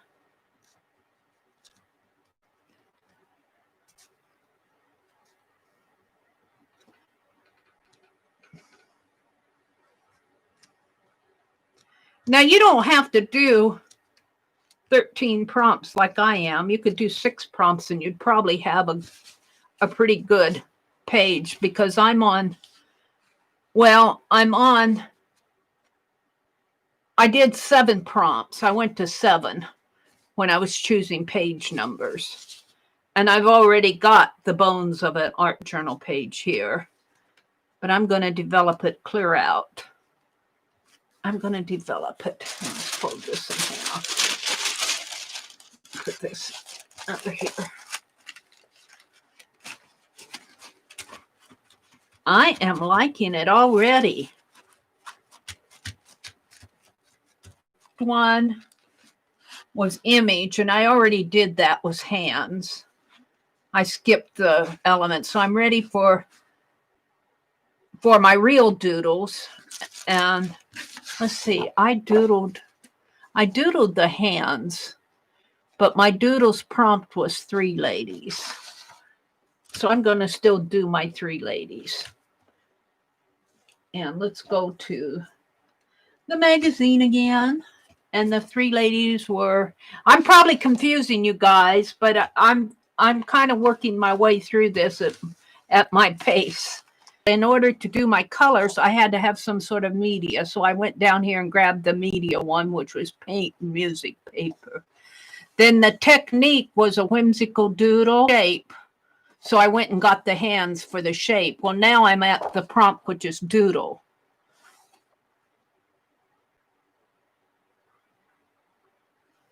But I skipped images. Let's go look at page 89 and see what images was. Let's go look at page 89. I'm probably confusing the bejeebies out of you, but I'm having fun. Page 89. And if I did this one at a time, I think it would make more sense. Maybe the last ones will make more sense. Page 89. Oh, this was where I used the stencil. Let's do the stencil stuff for the images. Let's do that next instead of the 3 ladies. So I'm going to pull this stencil, which happens to be peeking out at me.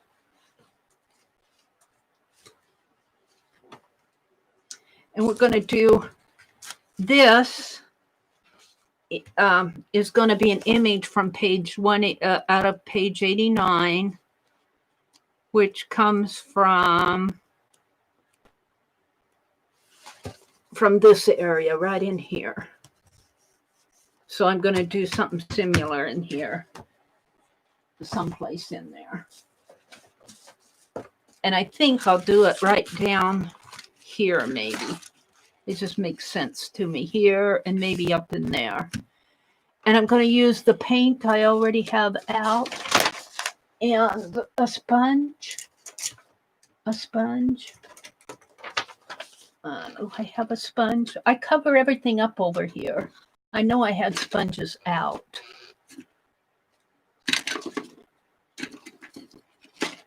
However, I can't put my hands on it, so let's go get a new one. And I think I'll sponge with, I hate to use black, maybe I'll sponge with red down in here. And maybe mix some blue in it. And some of that brownish. It doesn't have to be perfect. It's just an art journal page. Ooh, I like it though.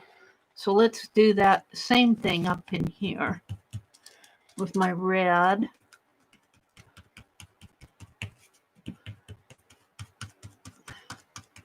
And my brown. And a little bit of that blue. Perfect. I'm liking it. Perfect, Meri. Perfect. Notice how I do like it though. Okay. So we've done my, Meri's talking to herself. I've done my theme, color, technique was whimsical doodle. Shapes was a series of rectangles. That's what this is. Elements were hands. So that's what this is. The images were the round hole stencil. So I'm ready to doodle 3 ladies. And I think I'll put my 3 ladies right down in this area here. And I'm going to look at that page and get inspired by those 3 ladies on page 30. Or I could go pick 3 ladies from Pixabay, or an old photo. But we're going to just do, or you could go collage 3 ladies on there. Let's see what I have in my magazine. Let's go to Bella Grace and see if I can find 3 ladies in here. I'll bet I can. I got toes. I got a dog and toad. Oh, there's a lady.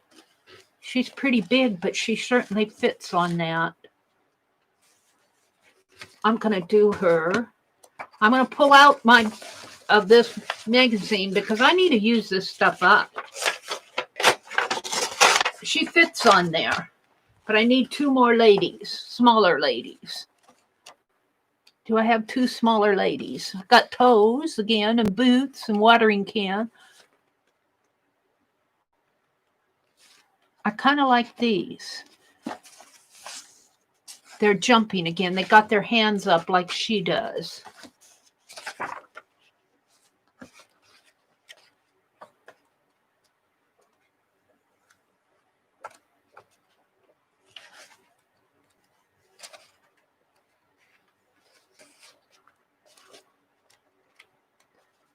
I think that's what I'm going to use because I don't see anything else in here that, well, I could pull these out of, because these are advertising and they're smaller.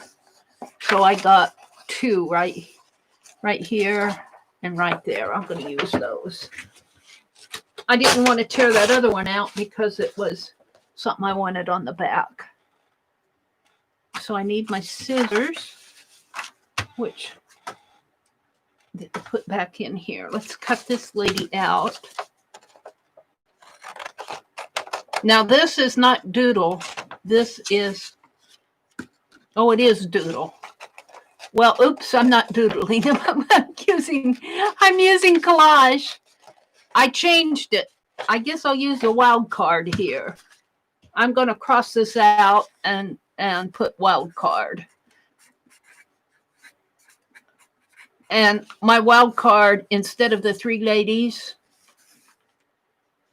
here I'm going to put collage. Collage 3 ladies. See how I work? I changed the rules. It's a wild card because it fits. It fits. If it fits what you're doing, use it. Break the rules. You don't have to go by the rules just because it's an art prompt at that time. Make it fit what you're doing. And this image fits because it just fits. All of these ladies fit on here. Meri's given you permission to rebel.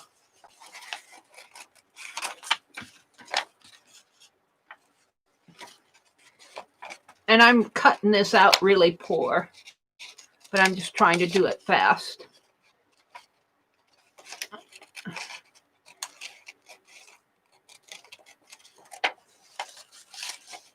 I'm still using the three-lady concept. Let's see. Except I don't like her hand here. I think I'm going, well, you know, I could almost tuck that in. I see if I put it there, it would cover it up, and if I put it here, I can take this off and move it over a little and tuck it under. I think that's what I'll do. Oh, and her hand goes in with that. Oh, I like that. All right, let's get the other two. I'm going to use this one and this one. It's the same lady, different sizes.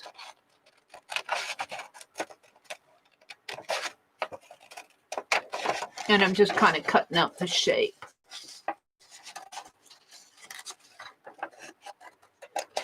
So isn't it interesting how these ladies, the hand and the stained glass window, kind of all take the same theme? Like it looks like she's singing. And these almost look like angels, but they're ladies. They're choir. We're going to call them the choir. And I'm not watching chat because I'm doing this page. I'm having fun doing this page.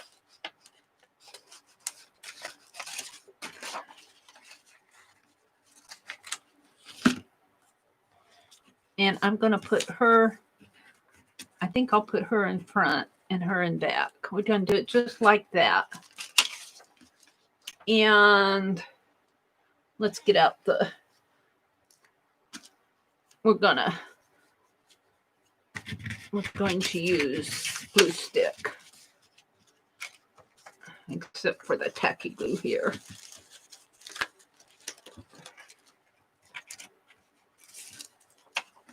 And let's use the back of this.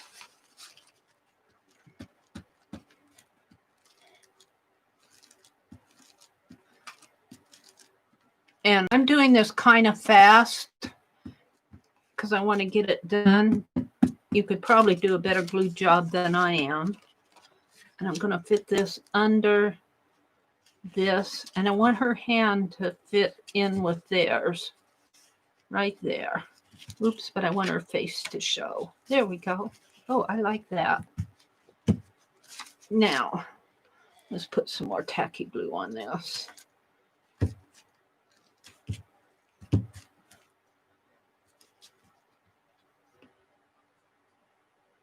Come on.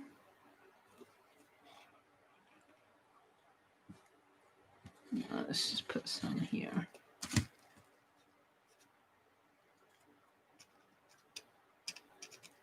This is kind of messy Meri here, but you get the idea.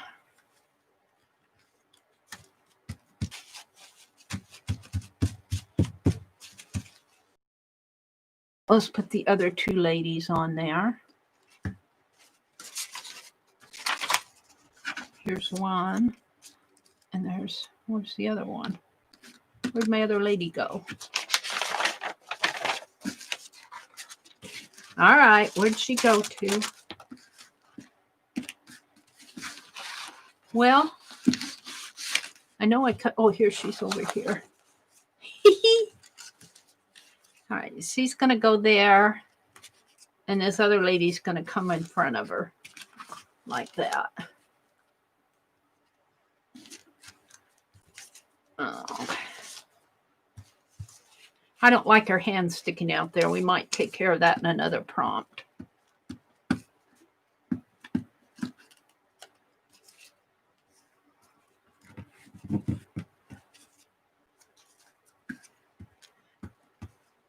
You know what I see on this? I see the word sing.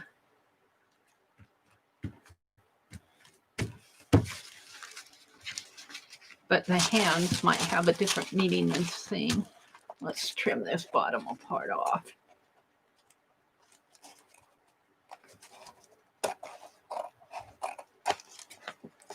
Now let's trim this off up here. Loretta will be happy that I used her ephemera. All right. So we're ready to move on to another prompt, which would be, I'm getting to it.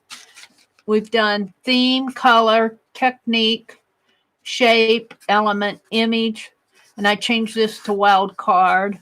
Words. Words. We're going to put some words. So I'm just going to hunt in that same Bella Grace magazine.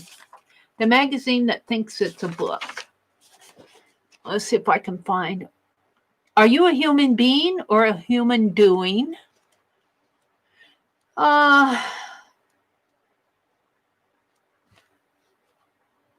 What words do you find to be the most beautiful or interesting? You must never stop being whimsical. You must never stop ever giving anybody else the responsibility for your life. Living life to its fullest. Ooh, I like that. Living life to its fullest.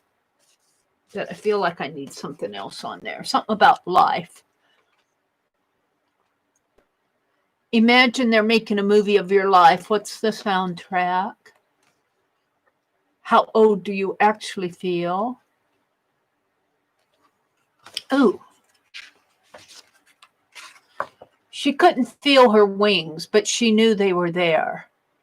So she built a ladder that led to the sky. And when she touched the clouds, she remembered how to fly. Oh, I love that. I love that. That's what I'm going to use. She couldn't feel her wings, but she knew they were there. So I'm going to put that. Wow. I love that. Where am I going to put it? Well, let's cut it out first. That's what I'm going to use.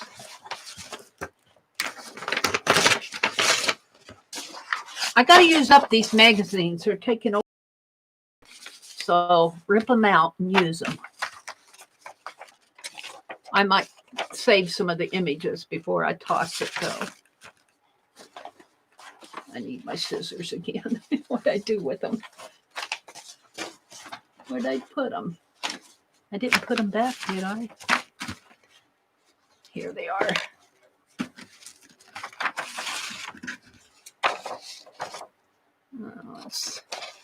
I might separate these out into sentences. So I might come back and hold this one and do the rest of my prompts and come back and put my words over the prompts because this is pretty big. But I know I want this on here.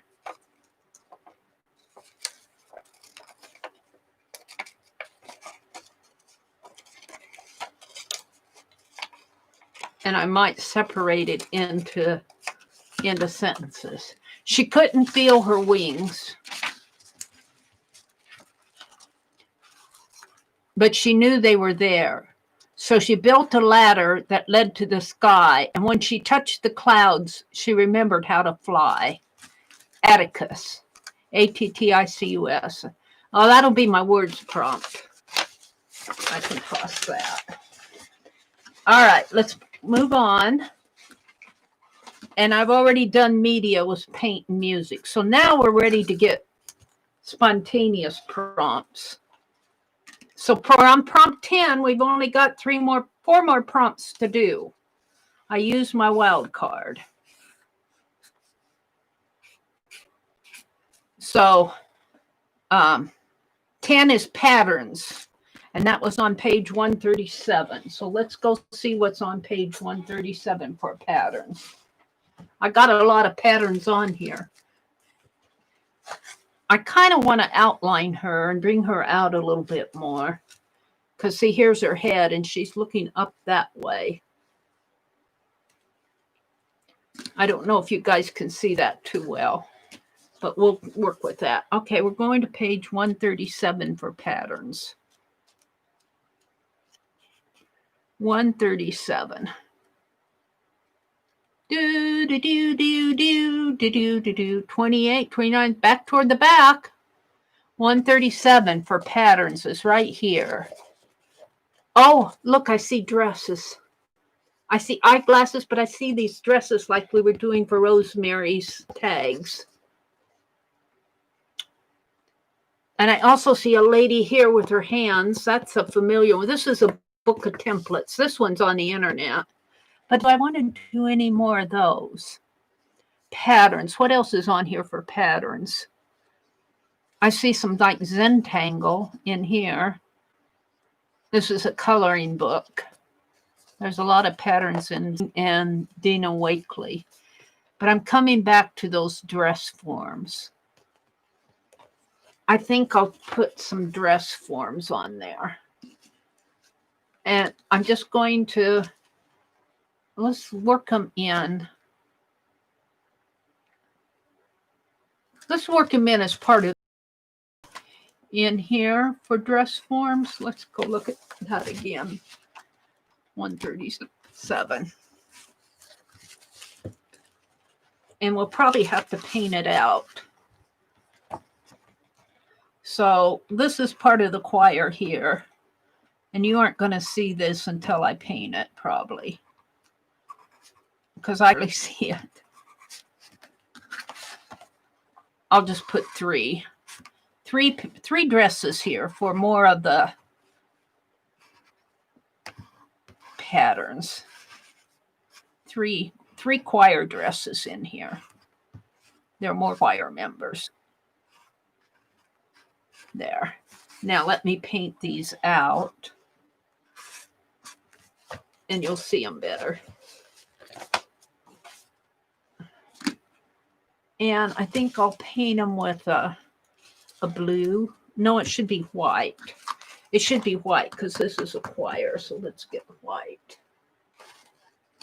Let's get white. Where would that be? I got to get used to where all my colors are. Of course, it's in the last one. It's in the last row. White. Of course, you know, my white isn't going to be totally white because I've got a dirty brush. And look, my phone went off. Now, let's turn my phone back on.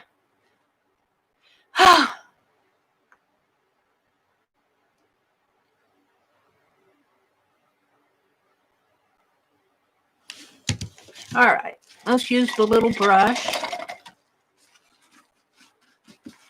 And we're going to paint in these dress patterns here. Just kind of, I'll probably have to outline them after I paint them. This brush is too big too. Too big for what I want, but it'll get it in there quick. And I'm just going to kind of put it in lightly so that you can see that stenciling behind it.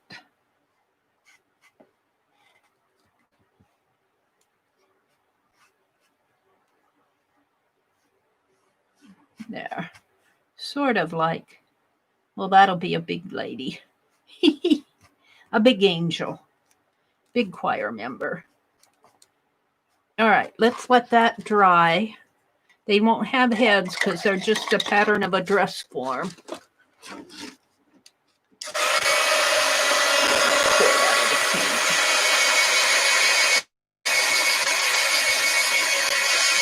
And they kind of repeat over here with these two images. These three dress forms repeat here.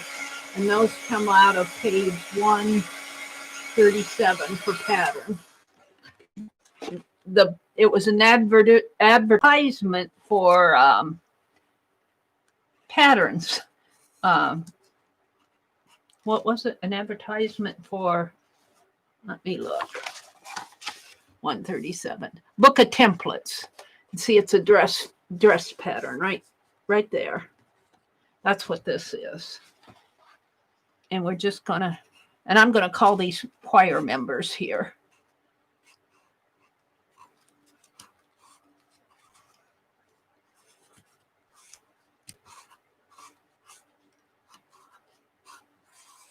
So there you go. So I've done that prompt. Put my scissors back over here. So we've done patterns. Now style kind of lends to that type of thing.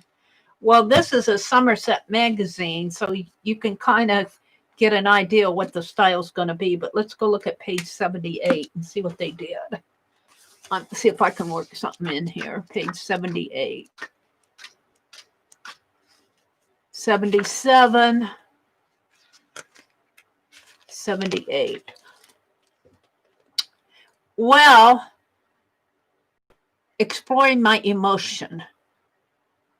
That's the title of this page. So I don't know what kind of style. I would call this illustrative style, which is kind of what I have. But what I like on this page is this scribble writing in the background. And I think I'm going to incorporate that in conjunction with the music paper and maybe scribble write. This needs to be glued down more. Scribble write a verse of a song. Not a hymn. I don't really want a hymn. I want a song. Like, what's a song with the word fly in it? F-L-Y, fly. Oh wait, let's do these words. Let's see, what is this? Because it's got how to fly. So what's a song with wings or fly? You guys help me out? You're smart. Let's see what you're saying. Come fly with me. Okay, we'll do that because I want to move on. So we're going to scribble write. Come fly with me. And you know, I'm tempted to do that in melted crayon. Come. And it'll get glued over with these words. Write it real big. Come fly with me. I like that. So let's get out a crayon. And I'm thinking a dark blue. I'm thinking a dark blue, or even this may not be dark. I don't know if this will show up. I need a darker blue. I might have to go with a black. I might have to go with the black. That's black. Red isn't going to show up.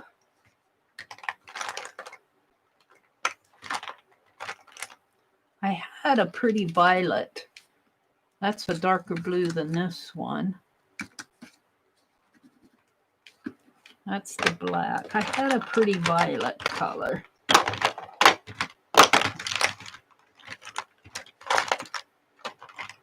Or, you know what I have? I got, when I went to Walmart yesterday, I'm keeping those two out for now. I got this pack of metallics. 24 metallic crayons. Metallics have been inspiring me. Let's see what I can pull out here. Let's do something in a metallic blue, maybe. Like, is that a blue? That's a pretty blue. Is there a darker blue? I think this is black. No, that's a dark blue. But this might show up better. So I'm going to use that. Or I could use green, but green and red, nah. Or I could use gold. Where's my gold? Is this a gold? Let's put it in gold, metallic. Come fly with me. That's cheese grater. That's not gold. That's cheese. This is robot canary. Oh, I have a gold. I've got cheese and canary. And this is gold medal. We'll use that. Come fly with me is what I'm going to scribble write in the background. And we're going to call that the style. Scribble writing is a style, is it not? We're going to call scribble writing a style. Look, it looked like somebody opened these or maybe that came. How could that come off of there? I guess they could have marked off on there. Huh.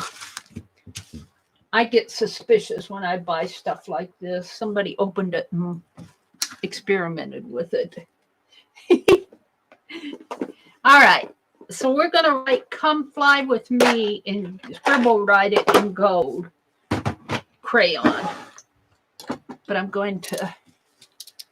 I also bought new blades for this. I've been spending my money. I need stuff.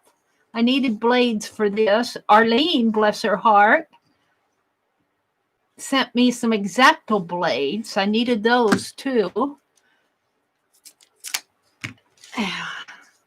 All right, let's move this paint out of the way for a moment. And let's move. I might come back to those colors though. I'm not ready to. Oops. Let's put those back over here. All right. We don't need this. Come Fly With Me. And anything else we'll put on here, hopefully my crayon will resist it. We'll see. But you know what? I'm going to have to take this down. Or my page is going to fly. My page will fly. Let's see if I can tape it 2 for 1 here. Right there. What's that? Fabric piece from what I was doing this morning. And let's tape it there. That should be enough. All right. Come Fly With Me. Oops.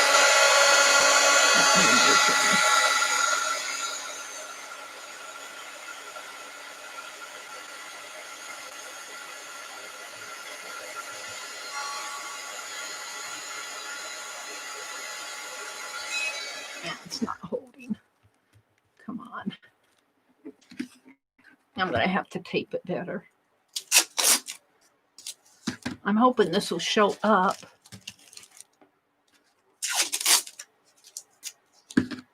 I might have to use a silver crayon or something. We'll see. I just may not have it melted enough yet.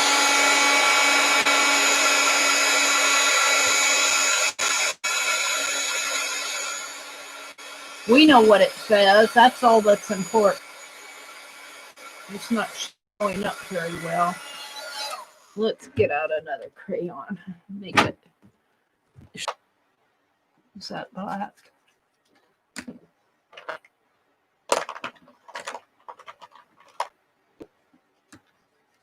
Well, I have to go to black.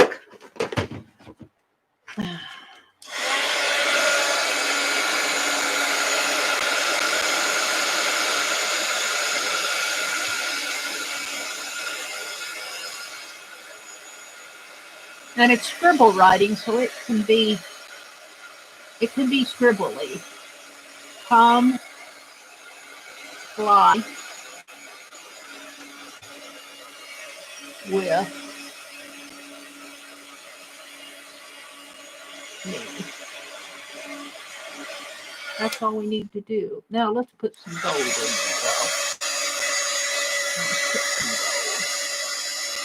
You knew I was going to get these crayons in here somehow.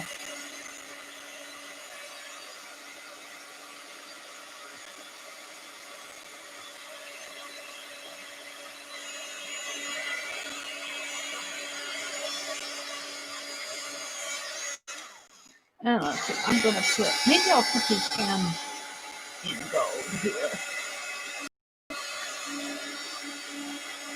And we'll come back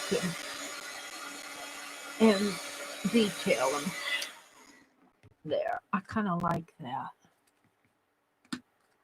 All right. I'm kind of liking that. That's all we're going to do.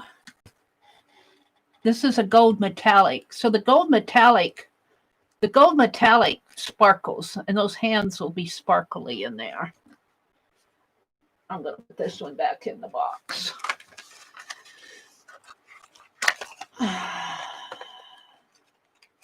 Someplace in here.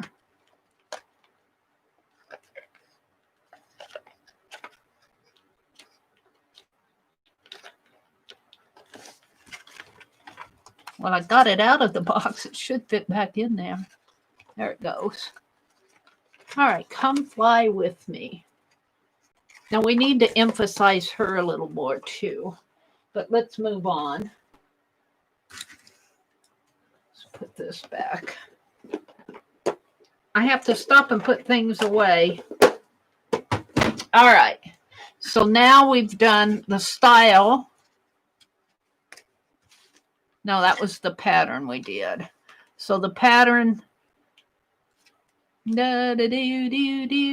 that the style? Was that the style of the pattern? I think that was a pattern. We're going to put scribble writing for style. That was on page 78. Let me look. I'm getting confused. Let's see what that was. I'm confusing myself. That you guys know I do that. Let's go look at page 78 and see what was on there again. I think it was a scribble writing. Yeah, it was scribble writing up in here. Was that what I was showing you? I think so. Scribble writing. That's what we're going to call it, scribble writing. The pattern was on page 137. We did that with the, I think this. So we've done style border on page 21. So let's see if any of these have a border on page 21. If it doesn't have a border, we won't do the prompt. We'll go to an alternate. And I don't really see a border on these pages. There's no border. So we're going to pull maybe the texture prompt on page 134. 134. 133. 134. Texture. Oh, I see lace and I see... Is there more music paper back there? I see the lace and I see some words. Lace and words. Well, I have lace, but I don't want to dig it out. So I'm going to go back to text. And I think I'll work some text in here. I already have this out. Let's just use it. Let's just use this. And we're going to call our words here texture. We could use that for a border. Oh, well, let's cut this up. Let's cut this into shapes. We're going to put our windows in here for texture.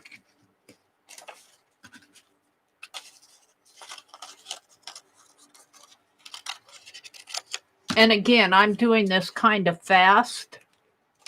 So if I were doing this alone, I would probably be going a lot slower because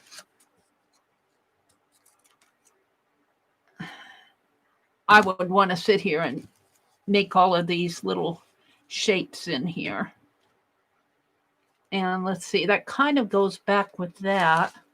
Let's put some up in there. And I'm going to call this my texture. I really didn't have any. I don't want to jump up and run and get lace right now. I want to finish this. So let's put that like that and work this in here. So let's cut. All right, and I'm just going to use my glue stick wherever I put that.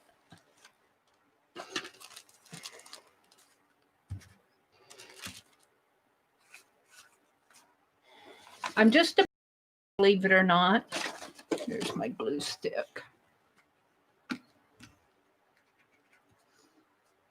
And we're going to actually get some glue out of it. I'm going to put that right there and that right there.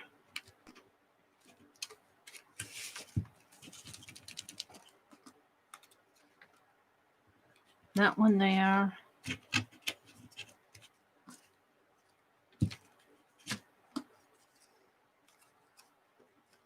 It's jointed. So I'm going to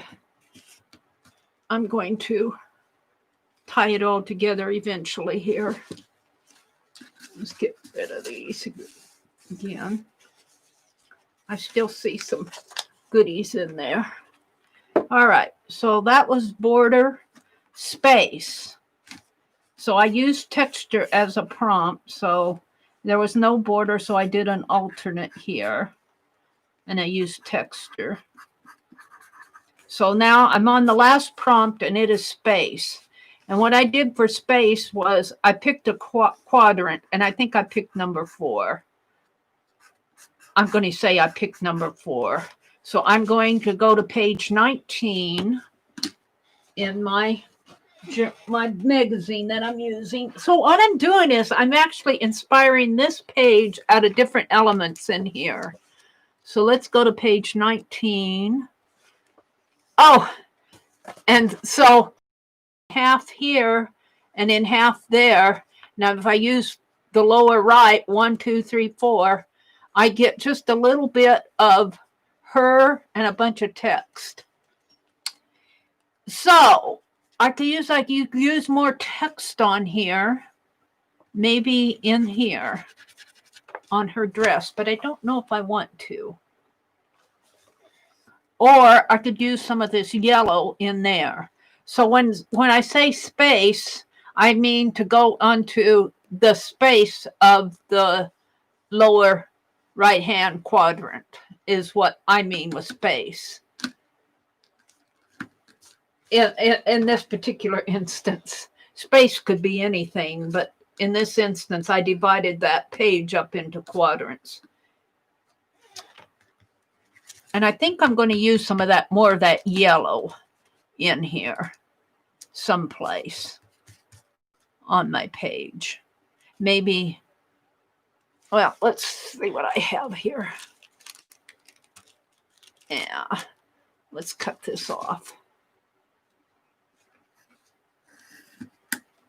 Maybe I'll use that yellow, which is dried up. Let's go back and maybe I'll use the yellow to tie everything together. Maybe around in here. So I'm going to use that inspired by that little bit of yellow on the lower right hand quadrant on page 19. Just a little bit of yellow right in there. If you divide this page in half, there's some up in there too. But what I'm going to do is I feel like I need to tie this page together. So I'm going to use my yellow as a tie, so to speak, a color tie. Only I think I wanted a little bit lighter yellow, so I'm going to add some of that white to it. I got some Mina knit in there off of Mina's sweater, which we should check and see how that's going. All right, so I'm just going to take my sponge and I'm going to mix some. I wanted a lighter yellow.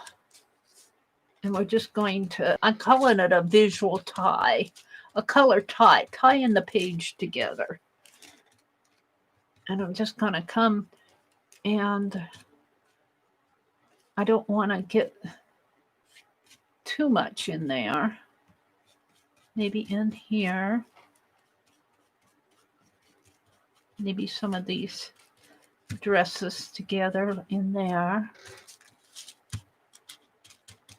We'll see what I do, what I end up with. Some in here. And I'll move all this stuff around. I don't need my scissors anymore. Now that Come Fly With Me is going to kind of fall into the background. We're going to let it fall into the background. I'm going to take this tape off. we're done with this.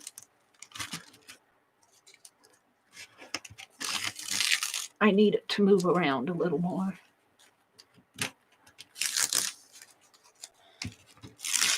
I'm just about done. I've got to go back and put my words on. And I want to show you something when I get this done that I just happened to notice. Let's go a little yellow and mix in with that.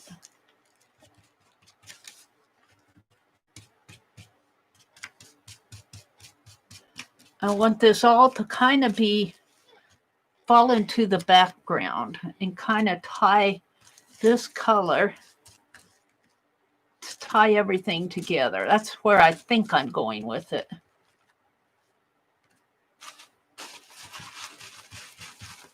I don't know if I want that on there.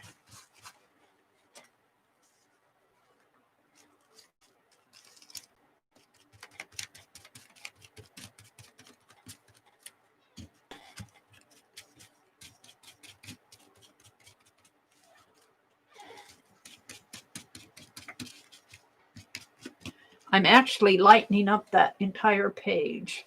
These are going to show, and I'm going to bring her out, and I might bring those hands out again. But I want to push all of this into the background. Changed it substantially, didn't it? But when you look at the pages, that's what I want to show you. Just kind of push all that in the background too. And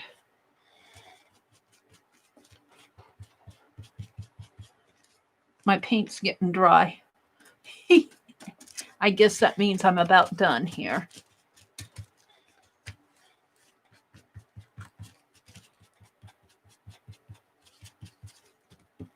All right. Let's shade her in a little too. And actually, I kind of like it like that.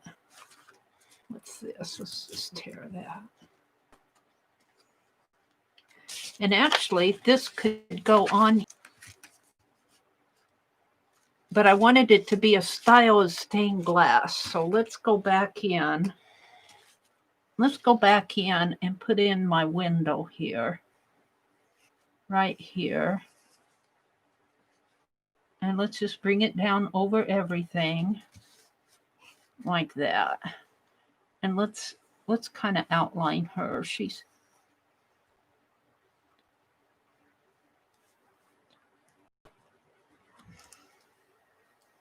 kind of flying with her hands out this way. And then she kind of comes down that way.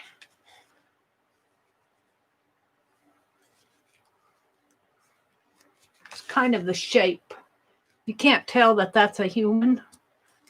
I'm not sure I like that. I might go back and get another image because I've kind of wiped her out. If I can get another, I thought I saw another one in there I can use.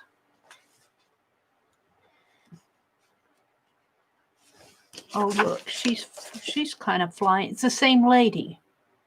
It's the same lady. This book belongs to me, so I can tear this page out. I tore her. In my excitement, I tore her. Now, let's see what I have.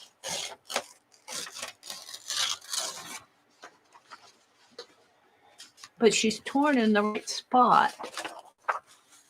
So I can put her. I kind of like that. I'm going to cut her out because I don't like this one. So let's see what I have here. It's kind of hard to.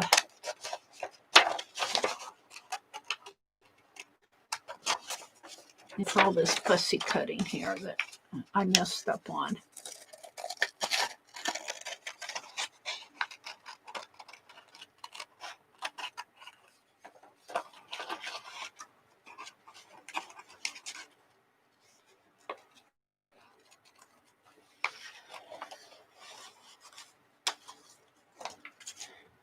I don't know. After I get her cut out, she doesn't look the same to me.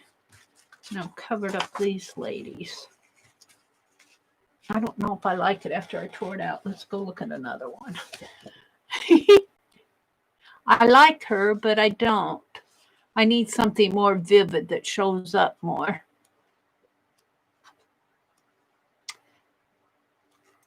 I want a lady flying.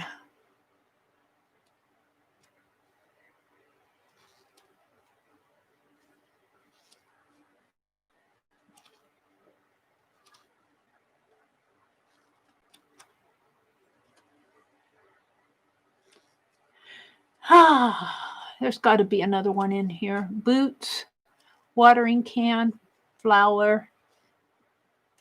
Oh, there's these. Let's hold on to that. There's that one. I like that one too.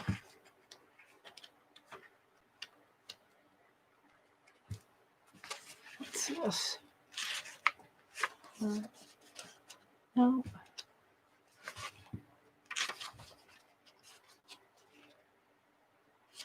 She's not flying. She's sleeping.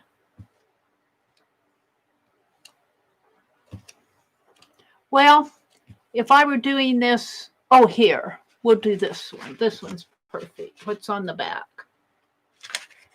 Yeah, we'll do this one.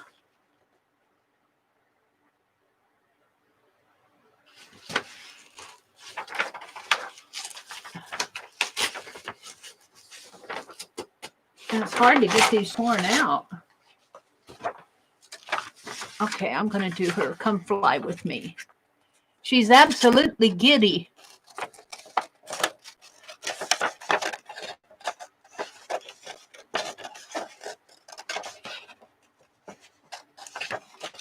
And I'm just doing a rough fussy cut here.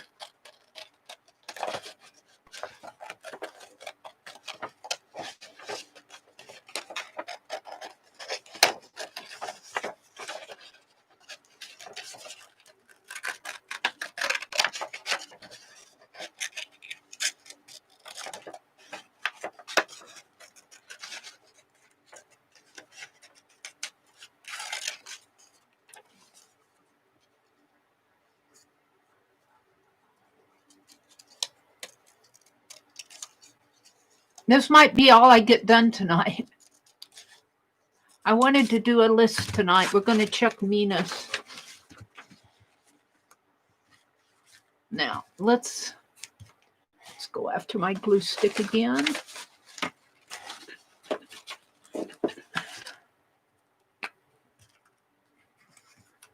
Let's glue that down. And let's just put her right over. Nobody needs to know. What is that? That's a head. I don't want to put her on those two ladies, though.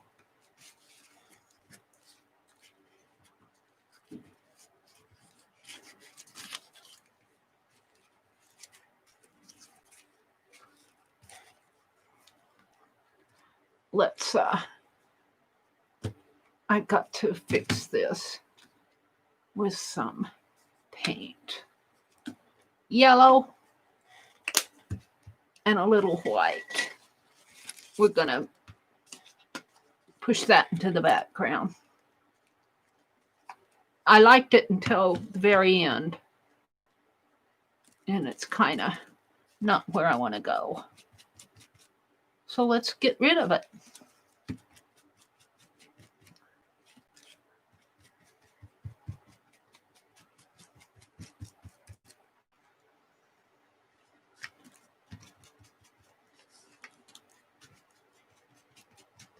Kind of do it like this. And then we'll put this one here. Like, I like it like that. Like she's flying. And then the words are here. This is perfect. And let's bring out the hands again. I want to bring out the stained glass window.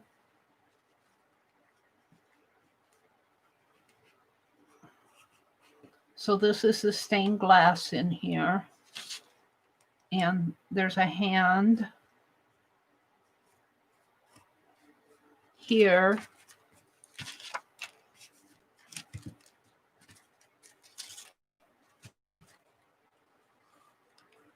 And he's holding on to a hand up here. And you could think of this as being stained glass in here, having stained glass in there.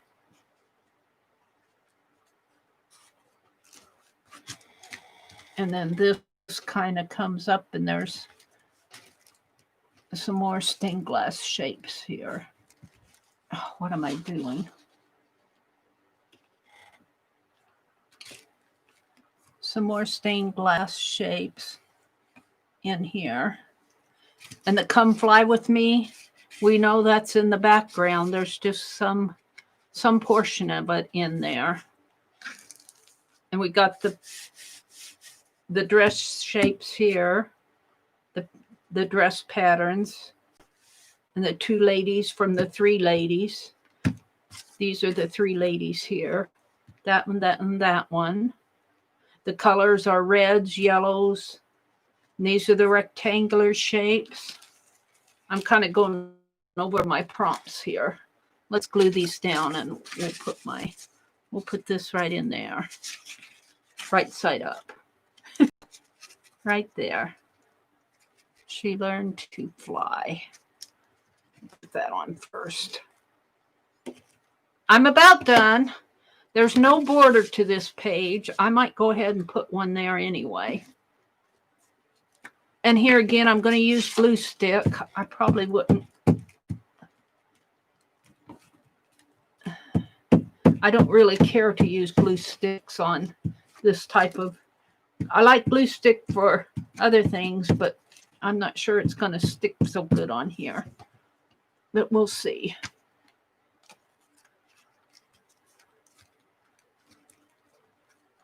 She couldn't feel her wings, but knew they were there. So she built a ladder that reached to the sky. And when she touched the clouds, she remembered how to fly. And we're going to put this lady right in here.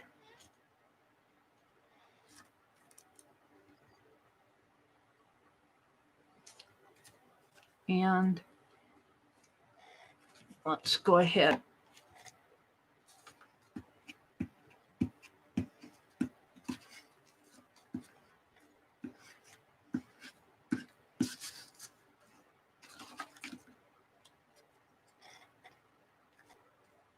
What did I do? I picked up a scrap on that.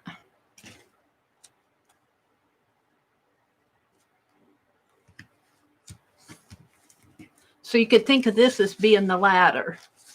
She built a ladder that reached to the sky. That's what this is. Here are my rectangular shapes. This really worked out. It makes sense to me. So I'm going to outline this.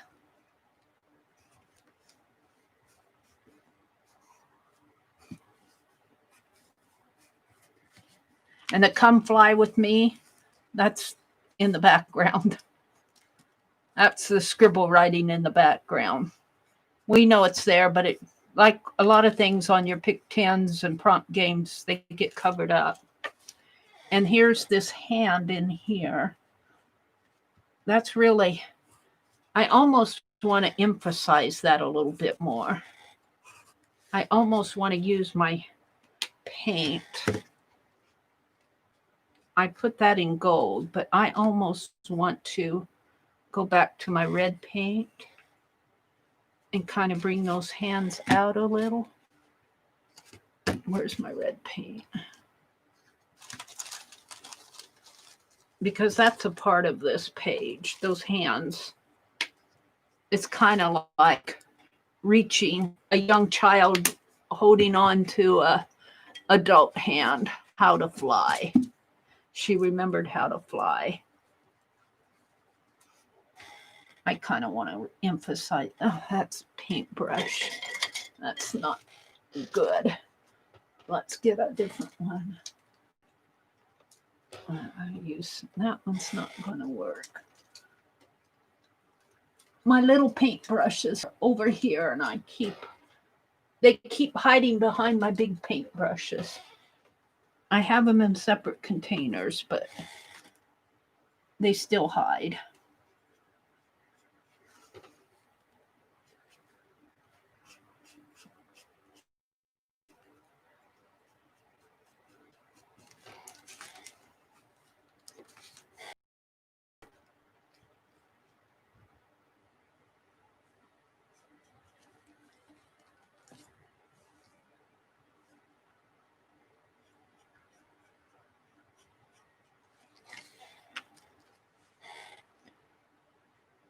And I don't know what you guys are saying in chat because I've been very much in my own world while I'm doing this.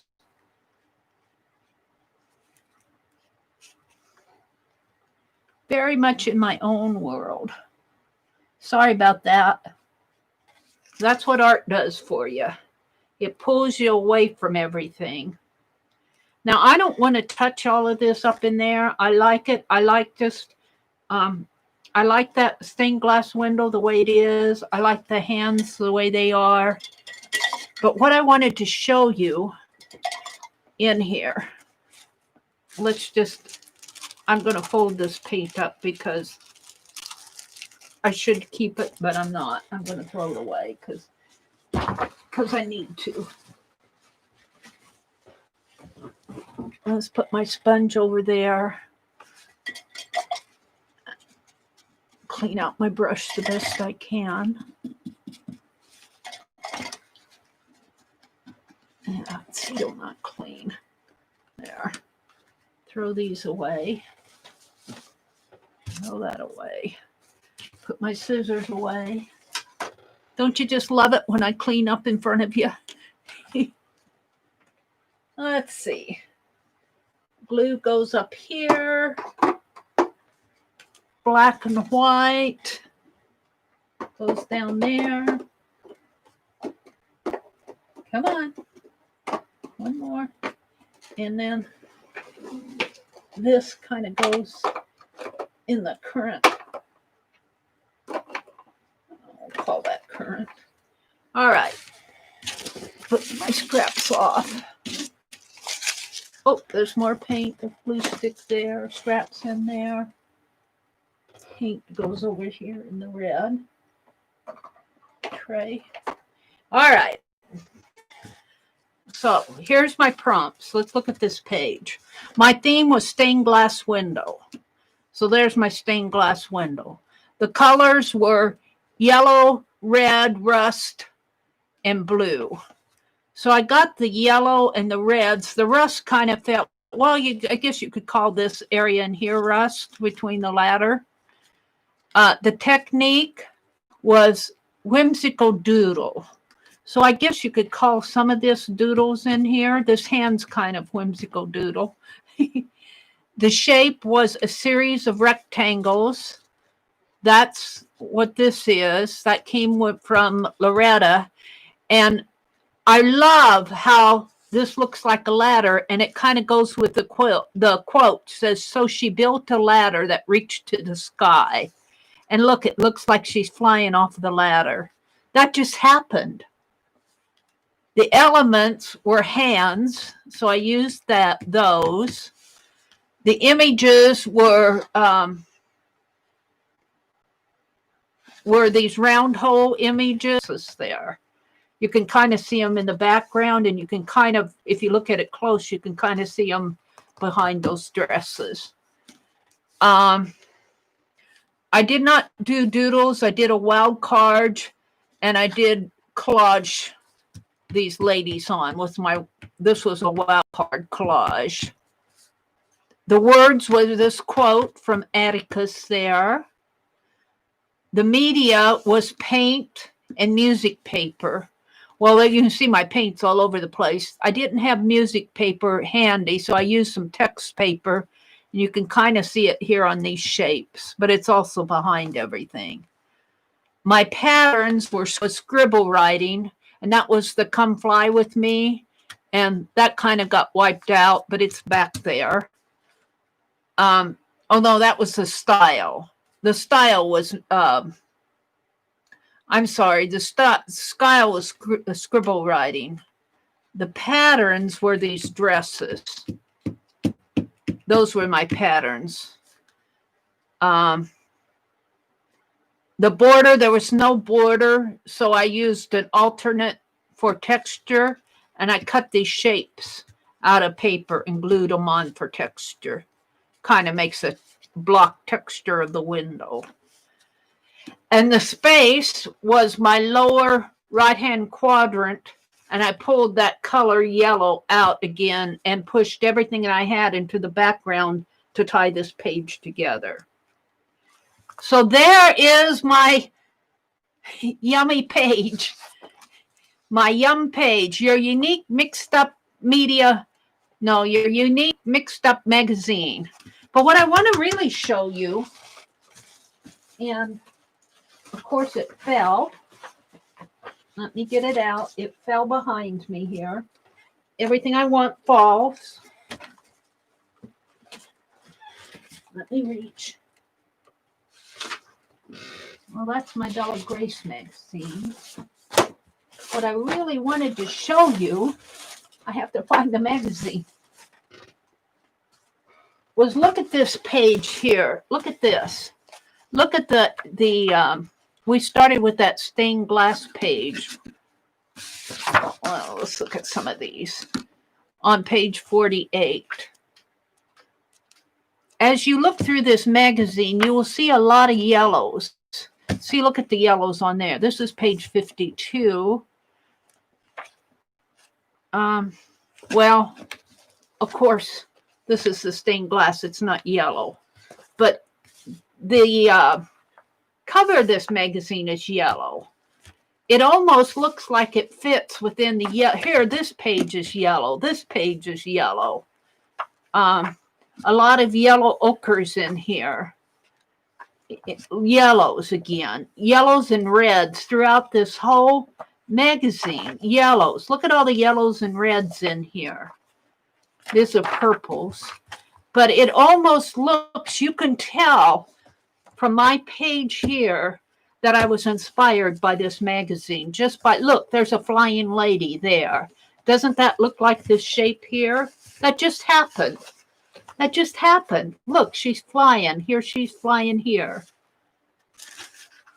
And, of course, now the patterns I pulled off the advertising back on the back. Here's the ladder shape, which comes from here. So you can tell, here's yellow there, and there's a lady. You can almost tell that this page came from this magazine just by pulling those prompts off of the page. So there's my project. I'm done. Now let's go look at chat. Let's see what you guys are saying. Oh, wow, I'm way back here. Let's get current there. Clean up. Everybody do your share.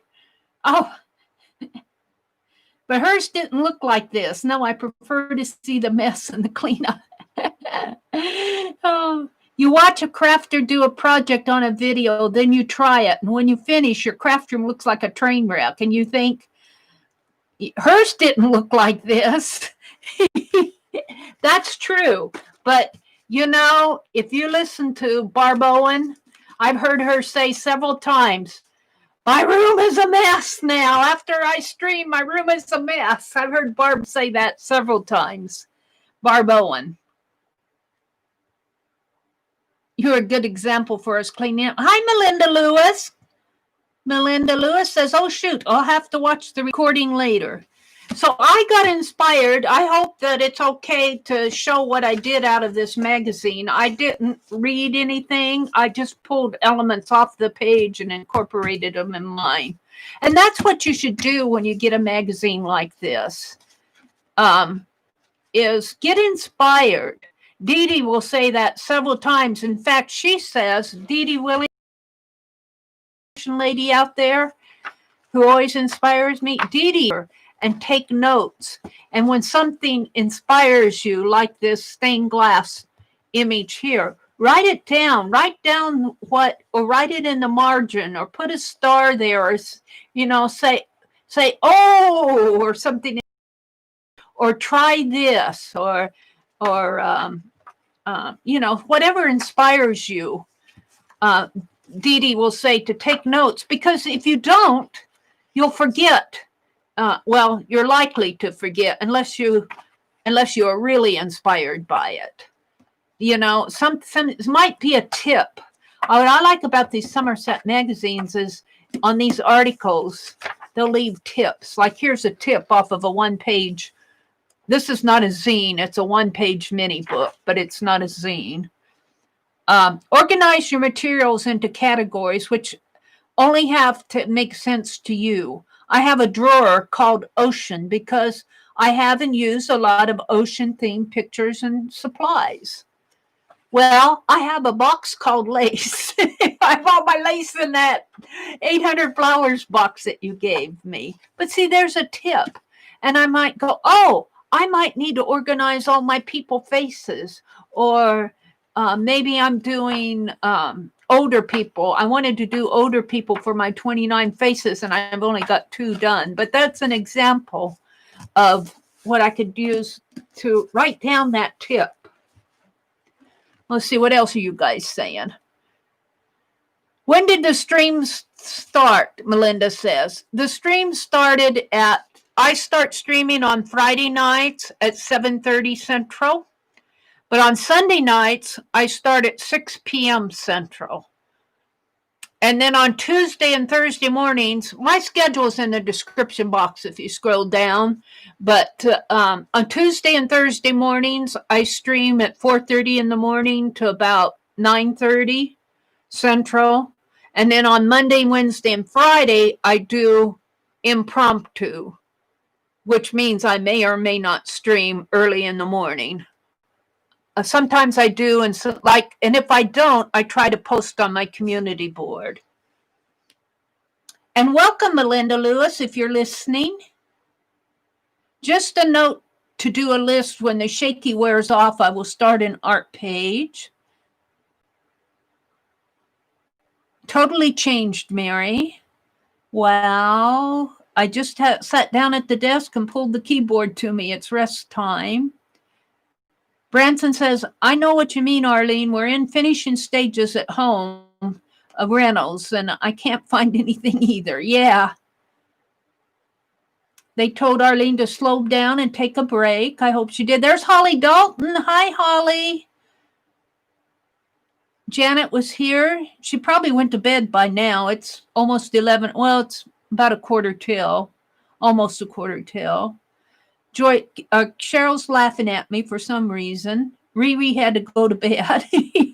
I'm just scrolling back through chat. I like to go back. There's Susan. Hottie Popo. Shannon was here.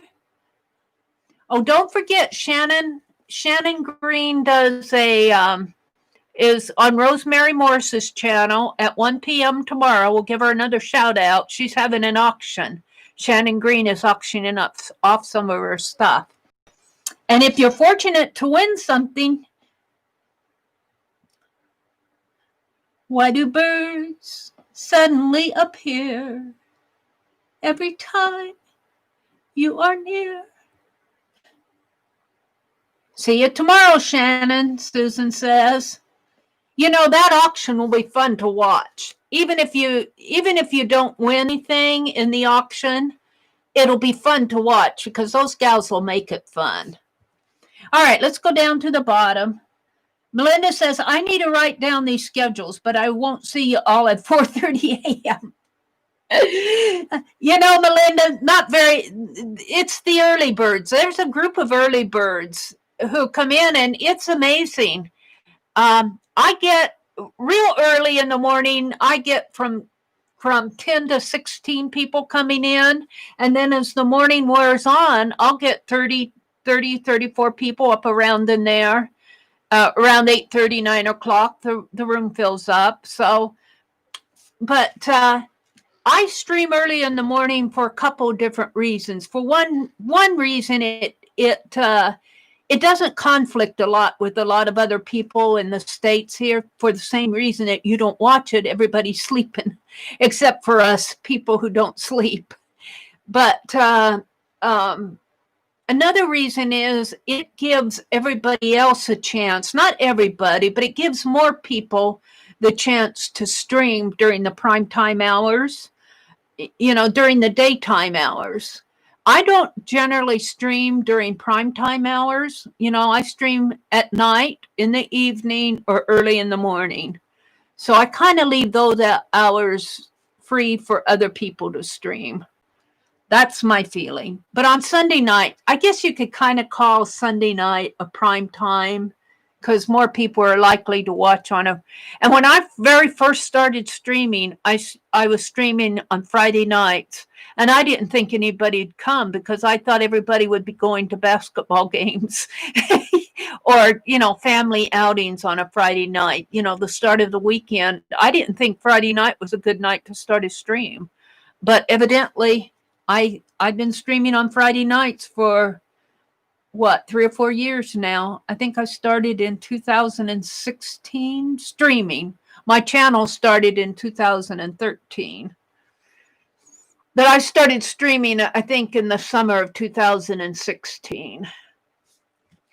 Those were the days. Okay, so that was fun. We'll be doing more of that. That's a lot of prompts. We could probably cut that in half and have just as much fun. But I kind of like working on, you see, I like doing these long drawn out journal games. But this is called Yummy. What Your Unique Mixed Up Magazine. And then I put MMMY, Yummy. And that's what I ended up with. I really do like it. All right. And you probably can't read this very well, but I can read it. It shows up pretty good. So let's get my list out and see where I am here. Is this my list? No, that's my... Uh-oh, where's my list? I got all sorts of scrap paper. I don't know what happened to my list. So I must be done. Let's see if I threw it off over here someplace. I've got all Loretta's stuff. I was going to... here's my list. I was going to do this same thing and show you how you could do it out of a book instead of a magazine, but that would take me another 3 hours. But here's a book that was sent to me, I believe, in Happy Mail on the Louvre. And I was going to do the same thing, choose the same prompts, and we can kind of talk about it rather than do these pages. Where do they start numbering their pages? Yeah, they start here. Or this is page 8. 7, 6. Come on. 5, 4, 3, 2, 1. So this book has 626, 627, and 628. I hope I don't get a page like that. These ladies need clothes on.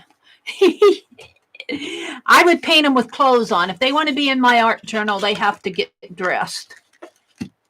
That's my rule. Not that I have anything against nudity. I don't have anything against it. I just don't want it in my art journal. Anyway, carrying on.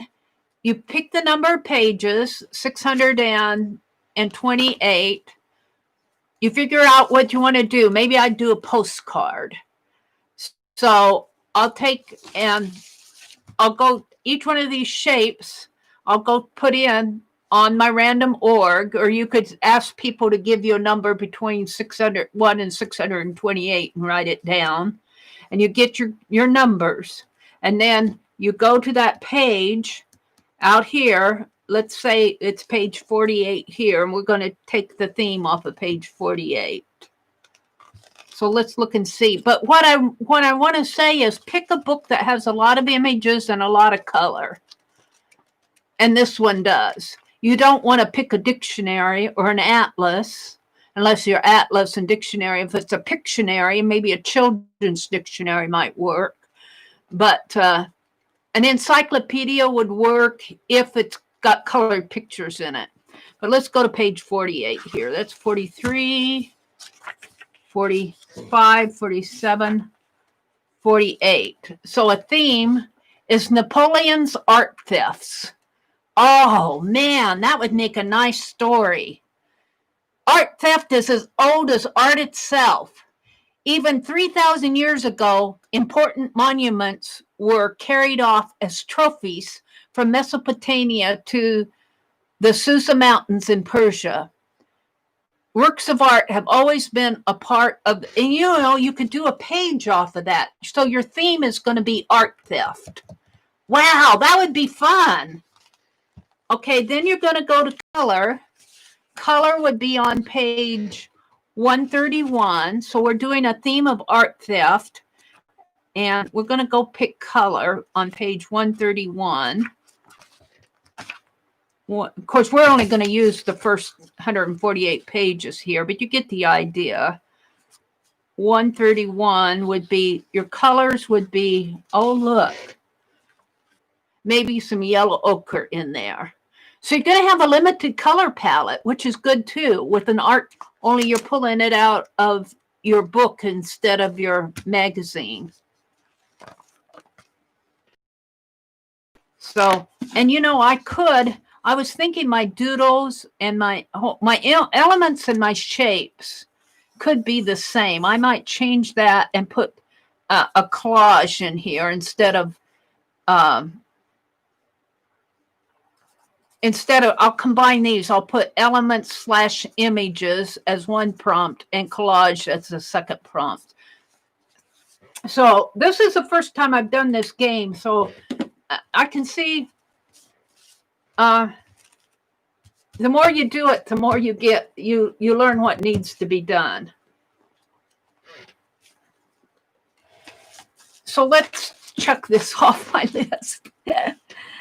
Oh, I was going to do doodle game, but that's not going to happen. Let's go to, where's my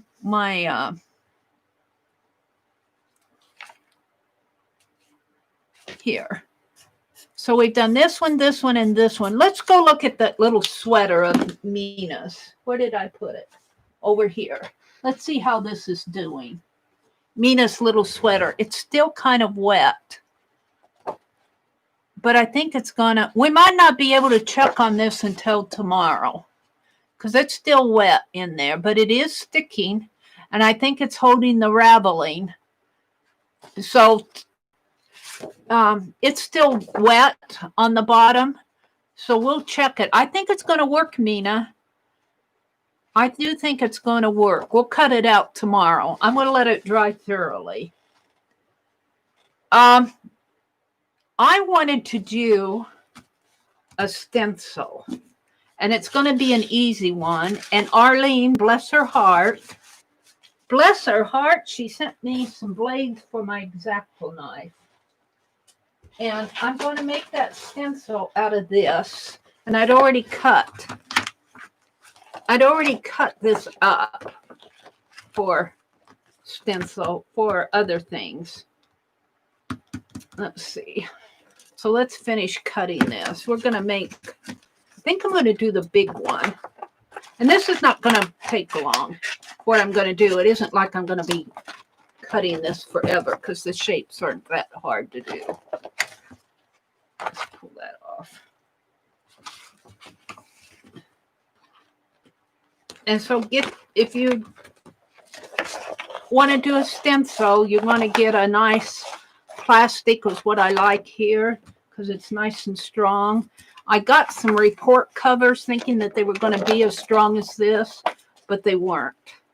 I was disappointed in them, and they were in a box, and I couldn't see how strong they were when I bought them.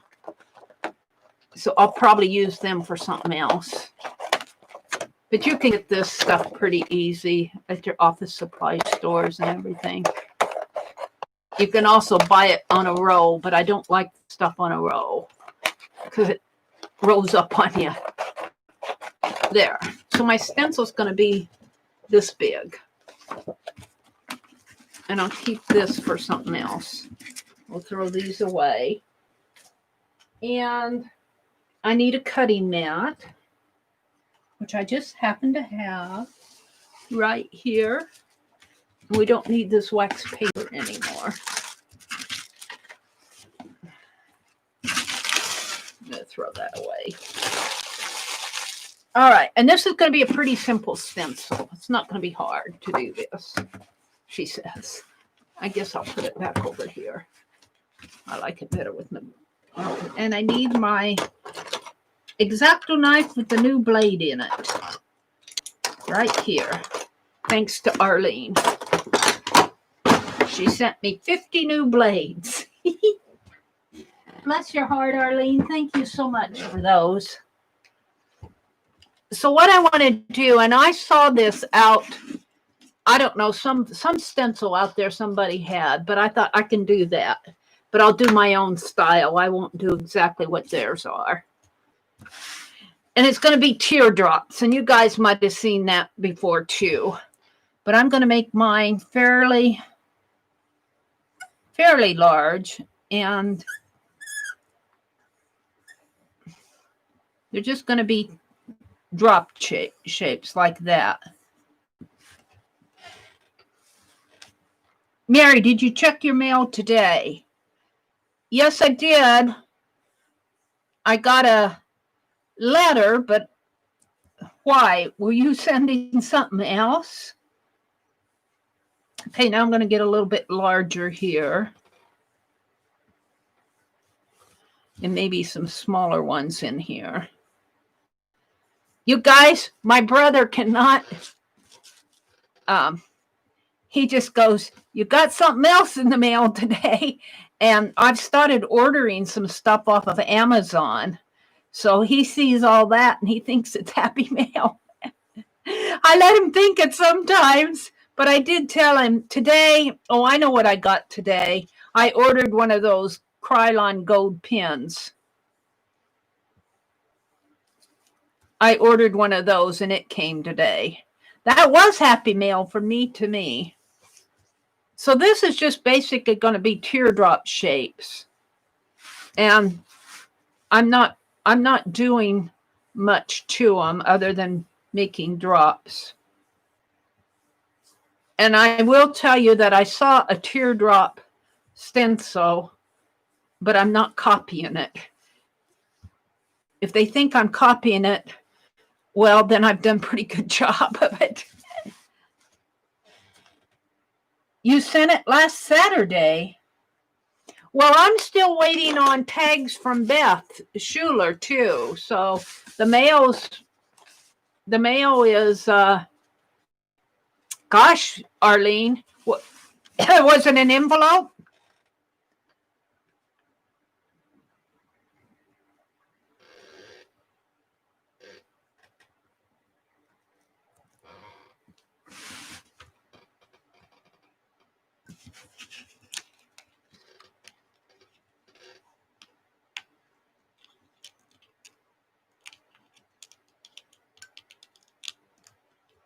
I guess I'm going to have to barrel down a little bit harder on that. But that came out pretty good. Let me keep my hands out of the way. And actually, I think it would help if I tape this to my cutting board, because I can still turn the cutting board. If it comes in the mail and makes you happy, it's an envelope, huh? Well, I received the focal images. Are you talking about the Happy Mail focal images? I got those. I've been using those on my calendar. Are you talking about the focal images that you sent me? The little fussy cut images? I got those in a brown envelope. I've been happily using those on my calendar when I work in the morning. I think you've probably seen those.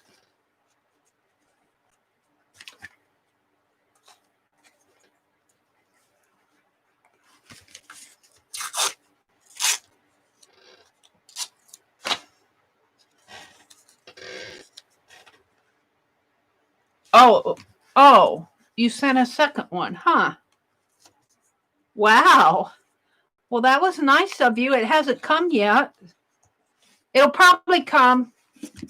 All right, this one's been cut out, so let's continue on here.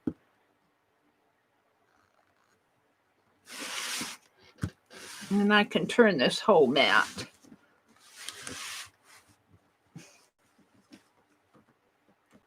And these won't be perfect, but they'll be a nice,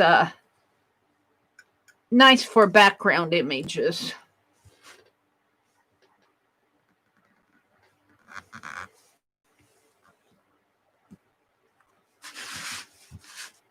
Like when I have to do rainy weather.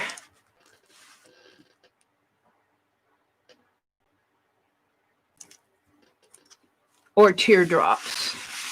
You don't have to do them all if you're stenciling it. I want to move the whole mat here.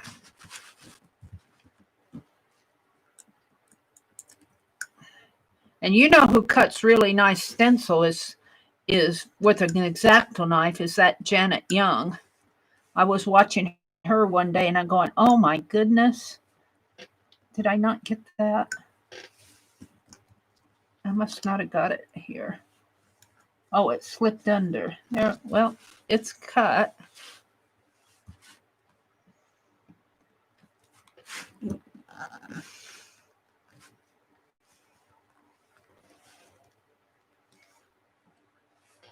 I'll watch for it, Arlene. And I'll let you know if I get it. It'll probably come. It's probably just slowed down a little. I started doing most of my banking now. Whoops, that one's not going to be good. I've started doing most of my bill paying online.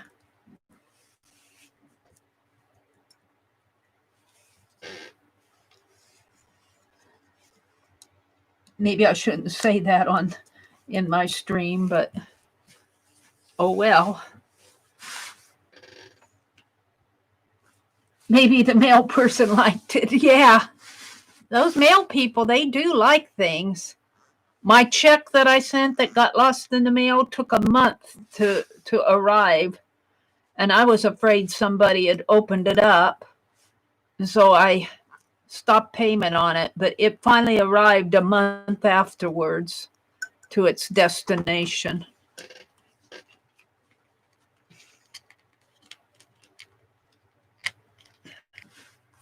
We'll see how this looks in the end. I got to be a little more careful with what I'm doing.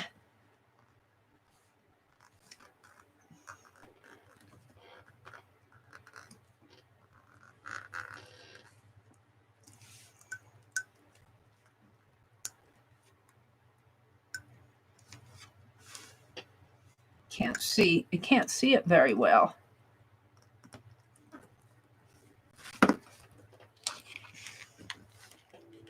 Pops out. Cut here.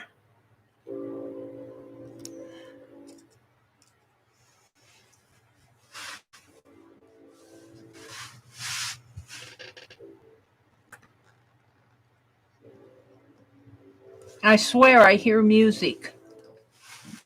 You guys hear any music? It sounds like a band playing.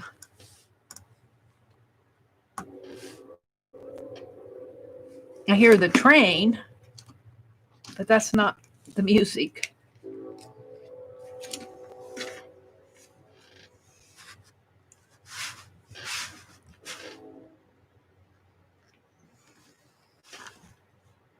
Whoops, my blade wants to, when I get to a certain point there, it doesn't want to curve. It wants to slip, and I don't know how that one's going to look.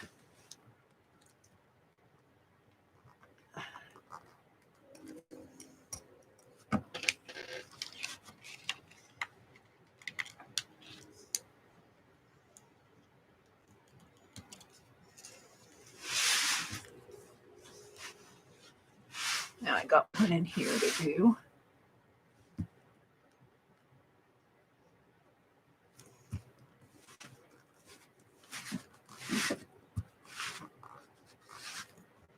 I want to do a domino stencil too, but I'm not going to do that tonight.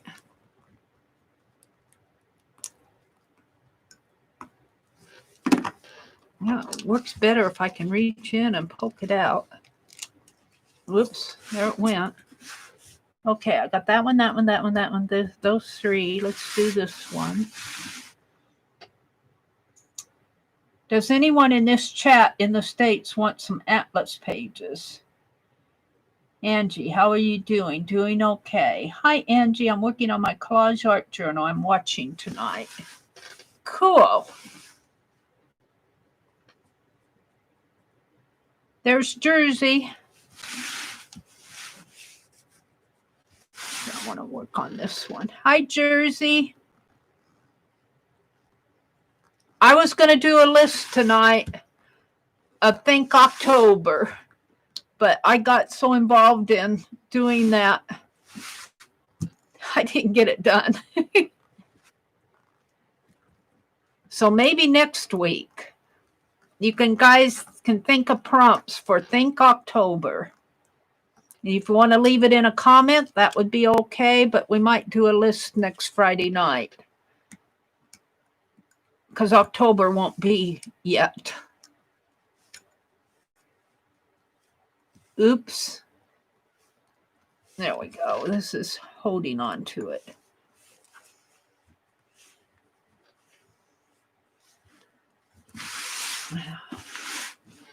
Oh, there's a lot of teardrops here. A lot of raindrops. Actually, I think rain would fall a little bit. Not fall so thick as what I have here. Rain would probably fall a little bit further apart. Teardrops might fall this close together. Depending on how upset you are. Let's see if I can get that out. I need a long-range pokey tool, like a ruler, to see if I can poke those things out when I cut them, get it under there, and I don't like that at all. What's going on there?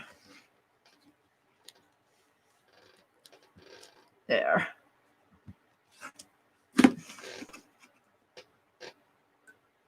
Yeah. It's kind of a long, slender one. The smaller ones are the hardest to do, I think.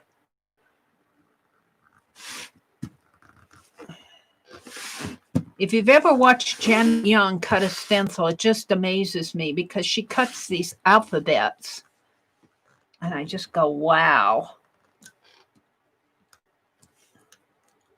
I'm just doing simple tear shapes.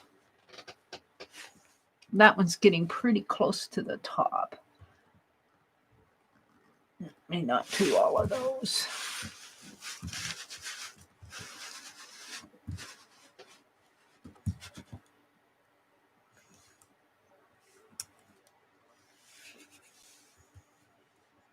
That one's too close to the top. I'm going to take that one off with a little spit.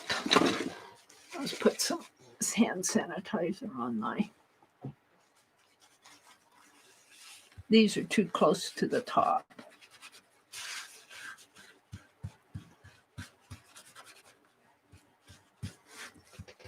These I have done where I'm erasing. They're done. I can erase them. That way I know they're done. There we go.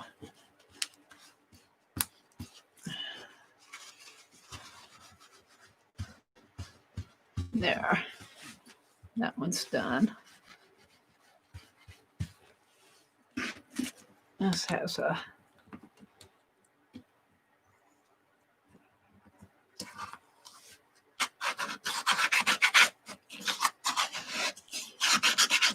one under there.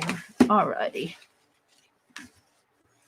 Continuing on, they get bigger down here, so they should be easier to do.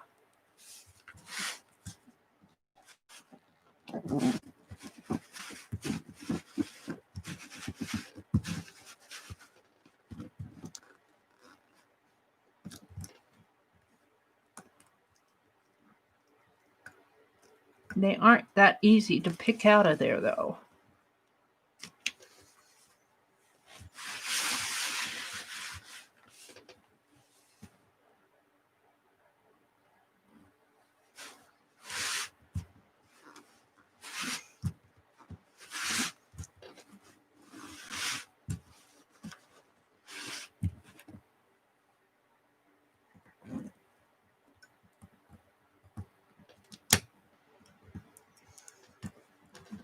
Come on.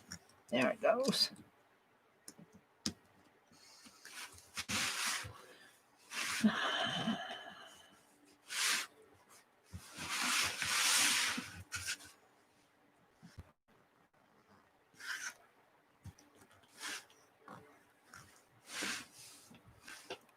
Hi, Jane. Welcome, welcome. Texas is always hot, Branson says. Jane, I'm cutting a stencil, and I did a prompt game, and we experimented with making a little knitted sweater embellishment with using Mod Podge to, but it's got to dry. Mod Podge to keep it from raveling. That one's cut, that one's cut, that one's cut. Let's whip up the diagonal here.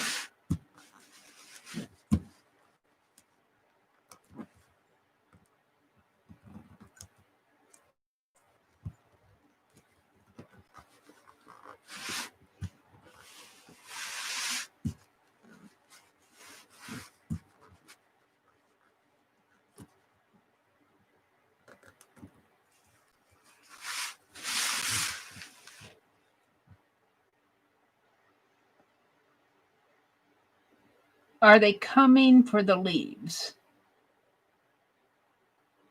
That's a big stencil. Yeah, it's fairly big. It's, well, this is the cutting board here, but it's about, well, let's see.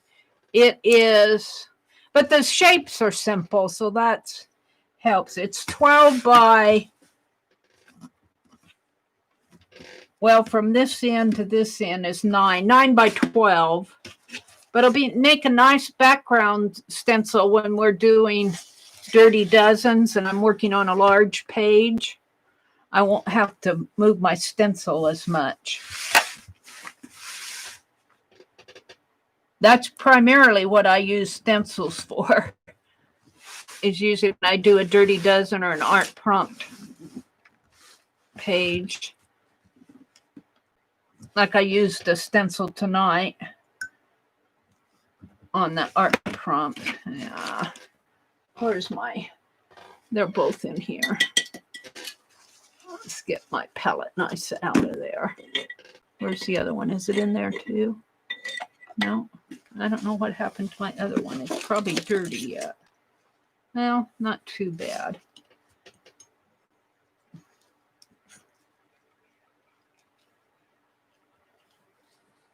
I guess I got them all. Sometimes I can't see what I've cut and what I haven't. Oh, let's cut this one.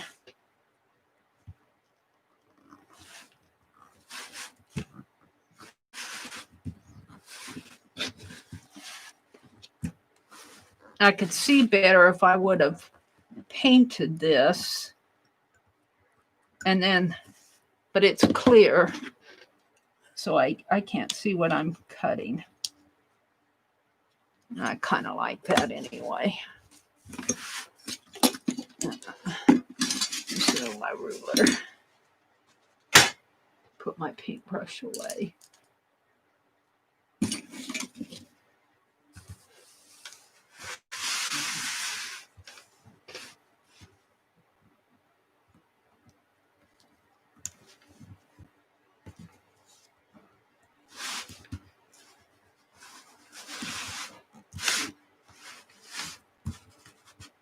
that's pretty simple shapes. It's not too intricate of shapes. It'd take me forever if I had an intricate shape with a stencil this size. Let's start here.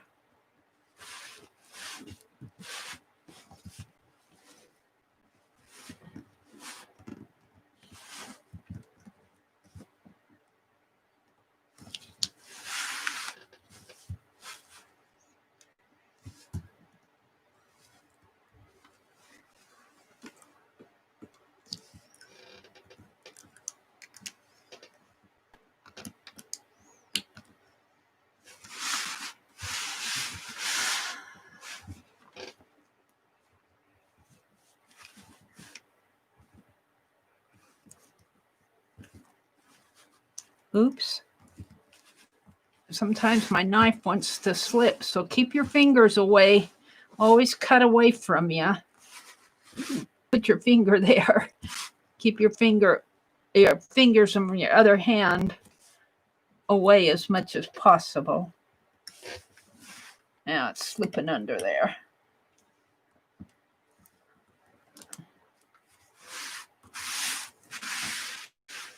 Just like carving, you got to keep your fingers out of the way.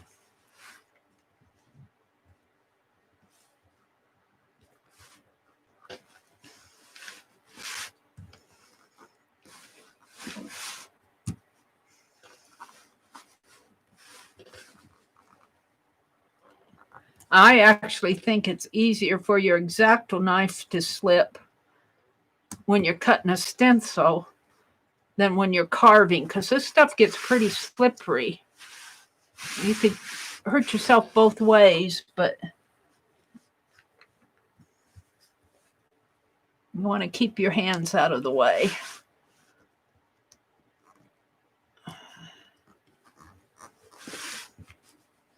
Especially if you're cutting curves. It's more apt to slip.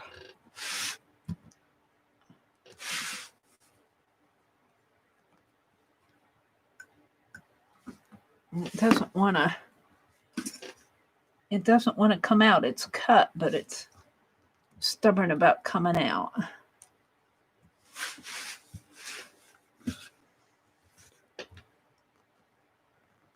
It's going to get easier because I'm just about done with all the little shapes. I'm getting into the larger shapes.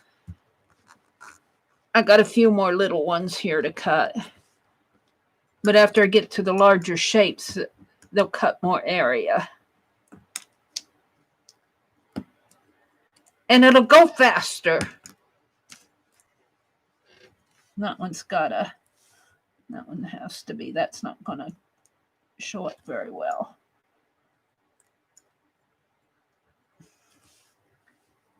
There. We've got one more little one here and one here.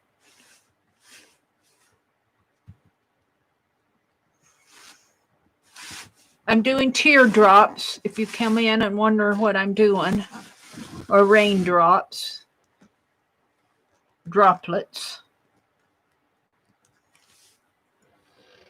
Be fun to do a paint splatter one. Might be hard too. Because you'd have the splatters to cut. Okay, I think most of what I have left are large ones. This is a medium-sized one. Let's do it. So it should go pretty fast now.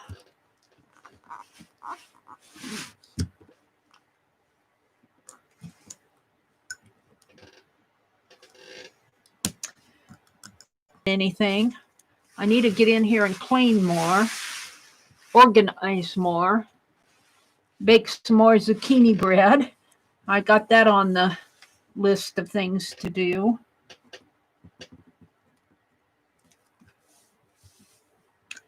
What else am I doing this weekend?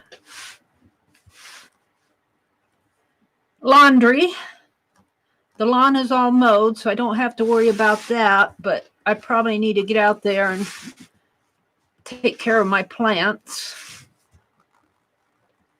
I want to get course, I won't be going to town till next week, but I'd like to get some mums for the front porch.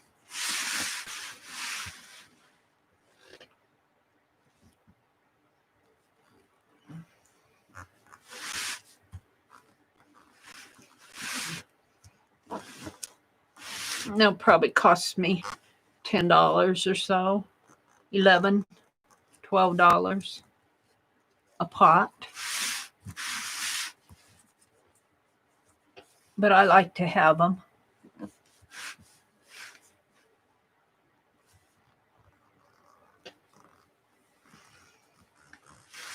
And my brother mentioned something about cleaning the garden. I got to get out there and get to those corn husks before he throws them away. It's like he reads my mind. He mentioned today that he needed to go out and clean his garden. I want some corn husks. I don't need a whole lot of them. I just need to get out there and get them before he burns them or something, takes them to the dump. Tomorrow's Saturday, he might do it. Our dump is open on Saturdays. If I get out there before 11 o'clock, I'll be okay. But I don't want to do it in the afternoon because Shannon's going to be on tomorrow afternoon. I'm looking forward to just even watching that.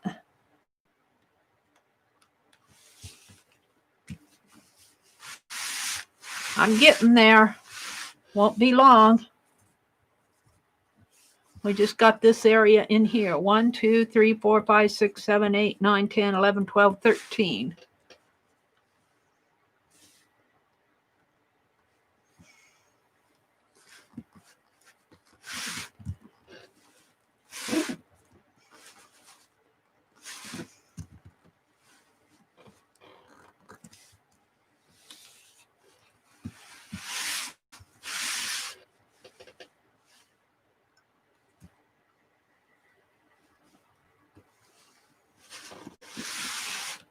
And then October, thinking about using my X-Acto knife here, in October, Lisa and Tanya's project are going to be what they're calling carved books. I'm looking forward to that. And thank goodness Arlene sent me X-Acto knives, X-Acto blades, because I'll be using them.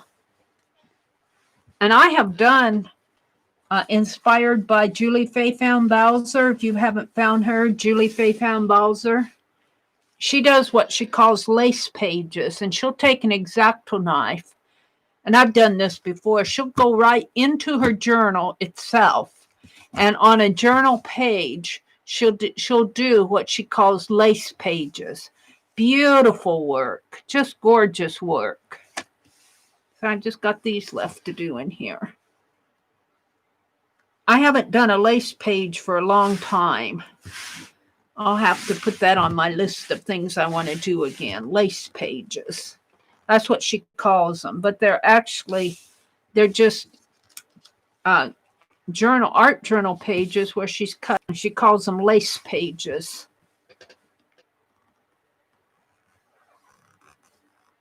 She's inspiring to watch too. She does a lot of that scan and cut. Those scan and cut videos. I don't have a scan and cut. I have an X-Acto knife. Well, I got a puzzles up in Wisconsin.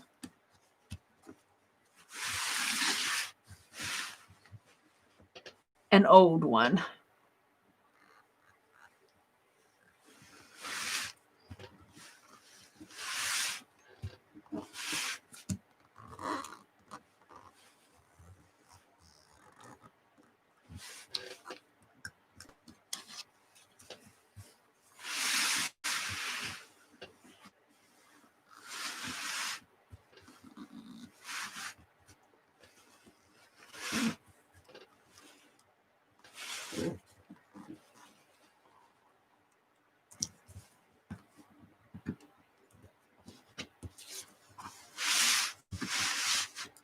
One, two, three, four, five, six, 7. 7 teardrops left.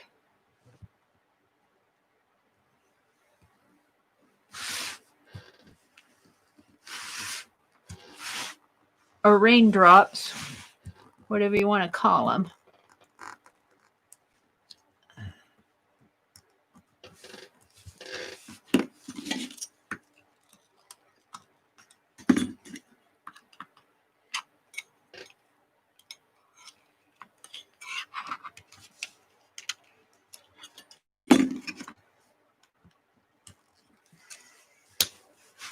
Six left. We're doing a countdown. We're on number 6.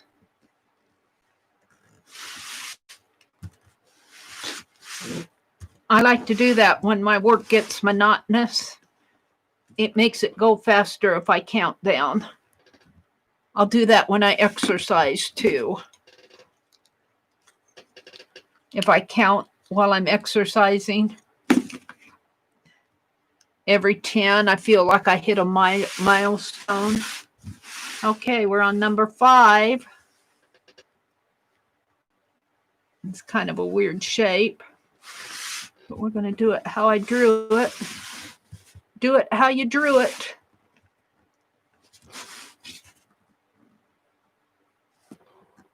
It's a long shape. Number 4. We're getting there.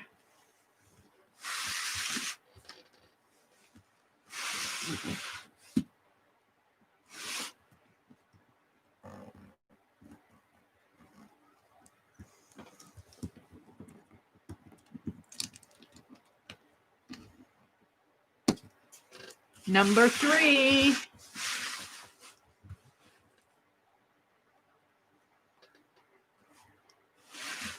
I really do wonder how this is going to stencil. We'll see. We'll see what it looks like when I get it done here.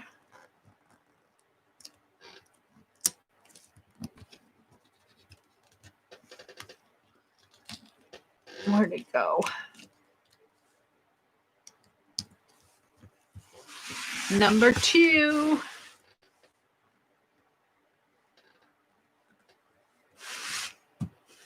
We're coming to the home stretch here.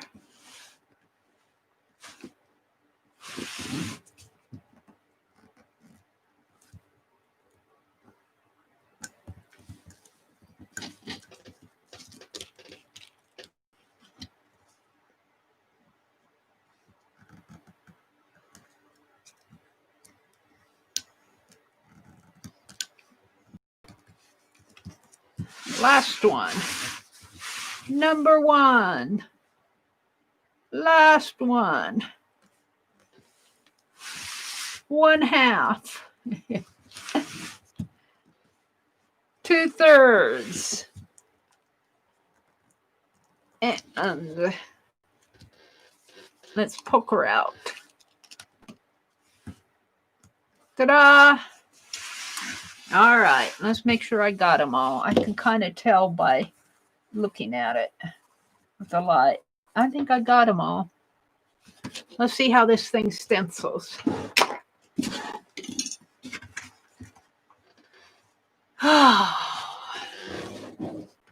Let's see how it stencils off. Let's see, I think I'll save my tape.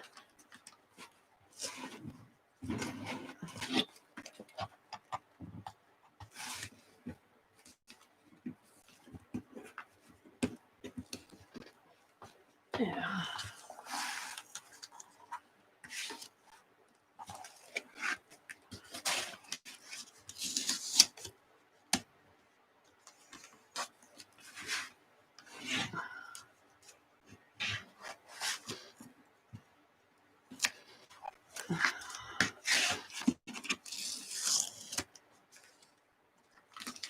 One more corner.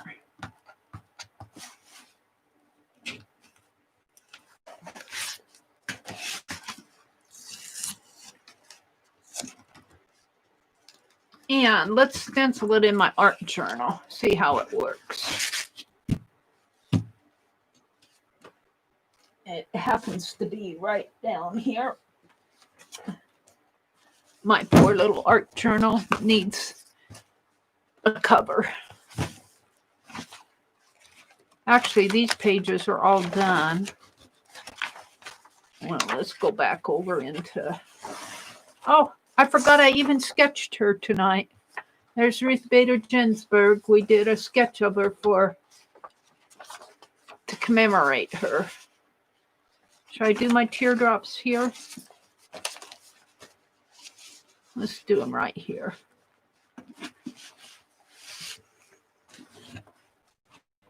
Let's pull. We don't need these. I really wrecked that journal. That was called Wreck Your Journal. Now, I think what I'll do is give it a base, though. Maybe a... Did I save that sponge? Let's do a light yellow or maybe a light blue. Let's cut this off. Or even a light blue white, I think. Just a wash. No, we're gonna do our drops in a light blue. Let's do a white background. Don't need the scissors. We're going to do it on both pages, I think. We'll do them a page at a time. And I guess I don't need this tape after all. It's in my way.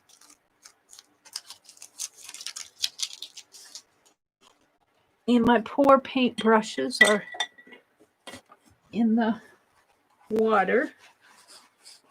Let's clean them off.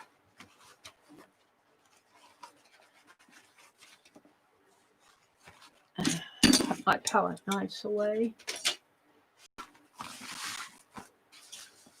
This is going to go up here with all the other stuff up here. Make room for it. Okay, let's clean off a brush here. It's pretty clean. It's clean enough. And I'm going to paint, let's get some wax paper. Continually knock things around.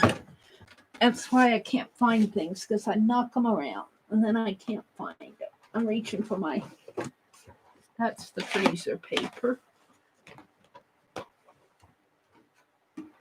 Yeah, that's parchment paper.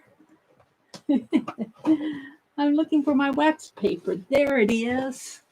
Wax paper.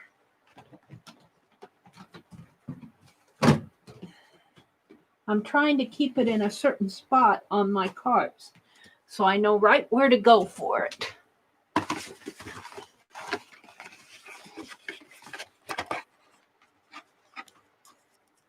And I want a little for a palette and some to put behind the pages.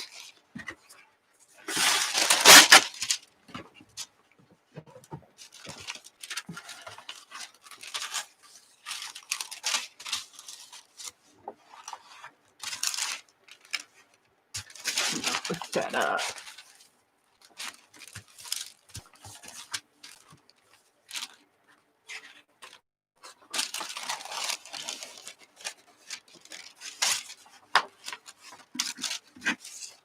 All right. Want white. I want a white background.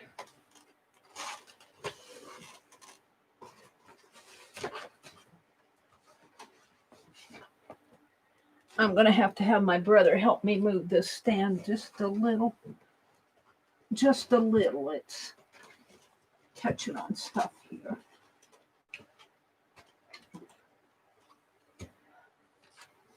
As I turn it. Where's my white? I put it away. Here's some buttermilk. We'll use buttermilk.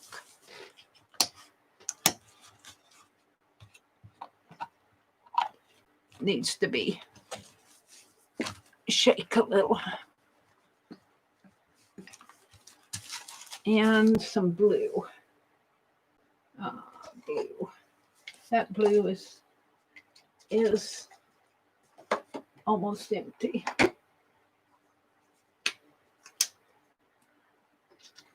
I have another blue. I thought I had another blue. Maybe I got a little one. There's an metallic here. All right. Blue and buttermilk. Rain. Probably some gray in there too. All right. Let's see. What do I want? For gray, just a dab of black. A dab of black. Hold the phone. Let me look for it. A dab. A dab of black. Mix a little gray in there. But we're going to make our pages a buttermilk color.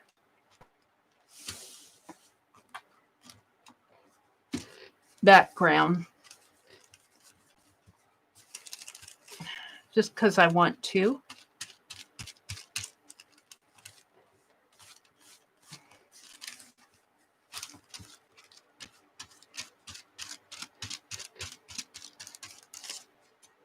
Yeah. And I'm not going to stencil over my border here, my napkin border. We'll leave that alone.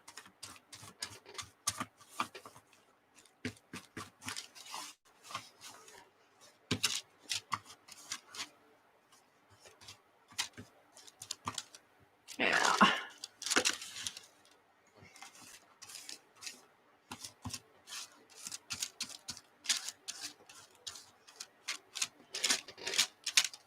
And the lines will still show. That doesn't bother me. This is just an art journal. So let's dry this.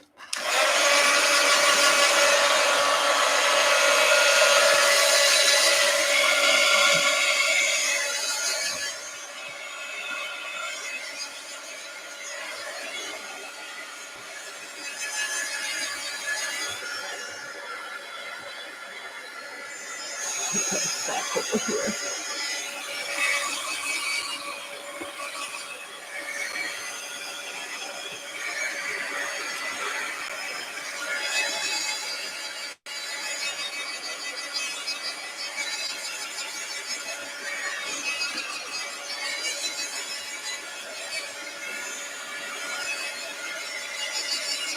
All righty.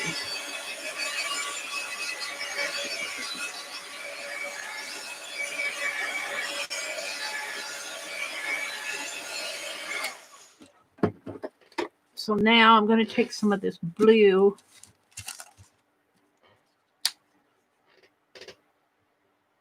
Clean the plug out of it. Yucky. Blue, blue, blue. Ooh, that's a pretty blue too. But let's mix it with a little of the buttermilk as we go, and maybe a little of a dab of black for gray. Just a dab. All right, let's see how my stencil works. Let's see what happens here. Rain or shine. Let's start over here. I don't know how it's going to work.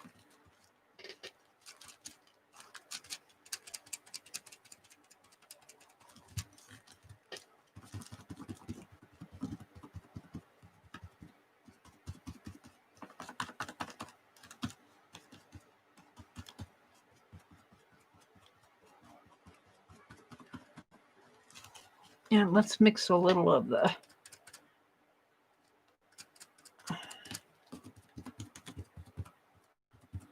make it a little bit lighter on spots.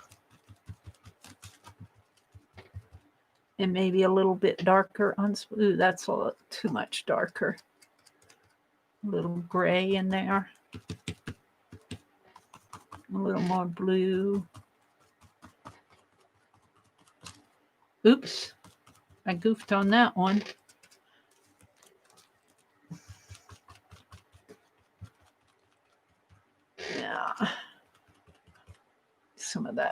buttermilk in there. Oops. I'm getting a little wild with my stenciling there. Probably goofed that up. Oops. Oops.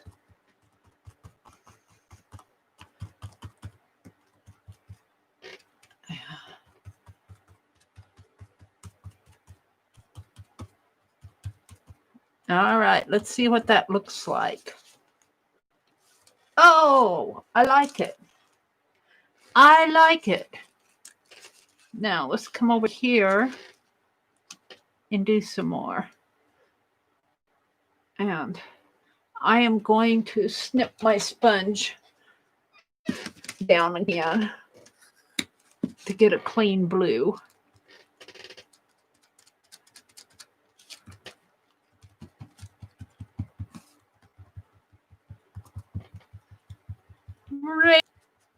It could be tears too.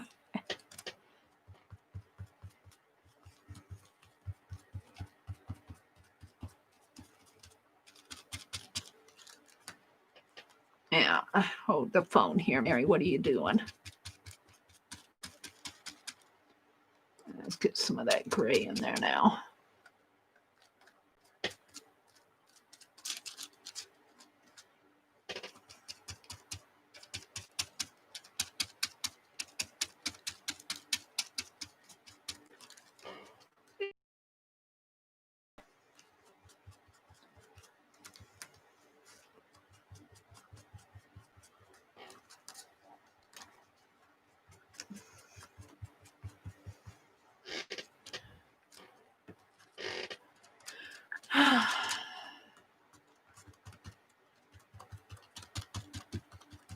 I kind of like it. I think it's going to work for a nice background stencil.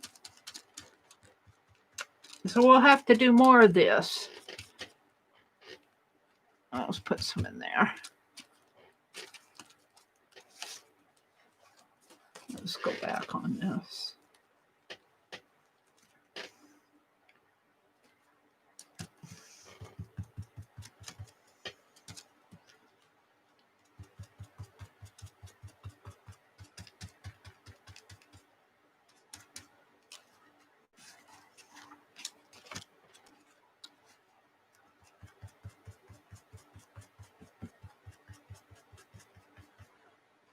And get a nice shape in there. There we go. All right, rain, rain, go away. So let's take this stencil and the remaining paint. I'm happy with that. This is in my art journal page. This will be collaged back into my art journal. I did Ruth Bader Ginsburg tonight. But what we want to do with the rest of this paint is stencil some dictionary pages. Because I need to start stenciling in here on some of these pages that are just painty. That's blue. I guess the cream would show up there.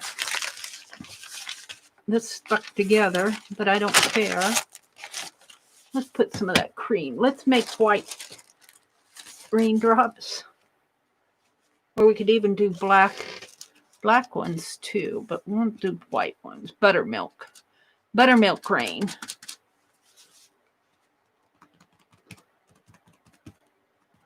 Probably get some of that blue from my sponge in there. It's not going to be a pure white because my sponge, I'm using a dirty sponge. But that's okay. I just want to use up my paint.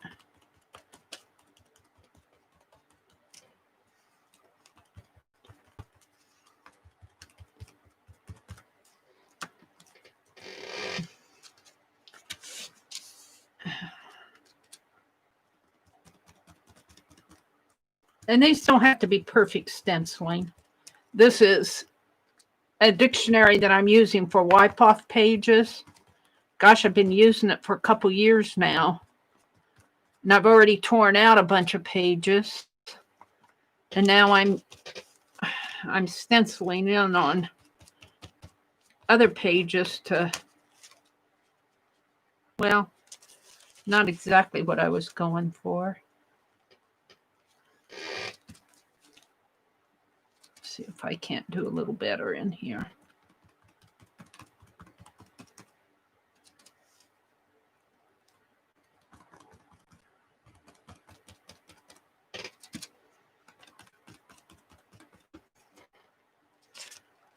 Yeah, my stencil is all off.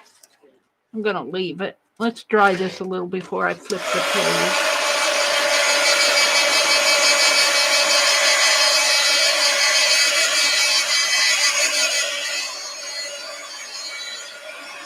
Well, actually, I think I can come over here and let's do some just plain blue ones over here.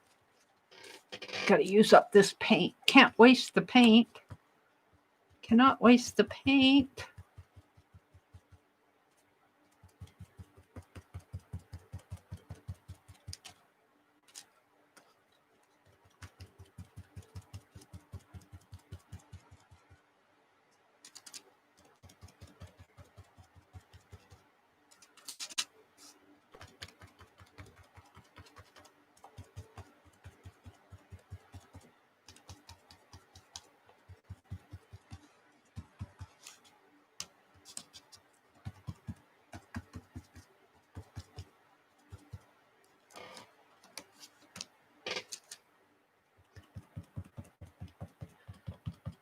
So I might be cutting some more stencil shapes.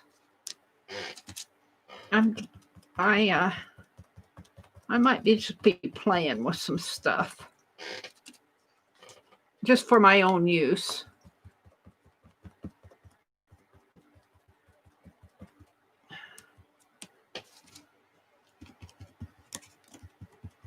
Simple stuff like this.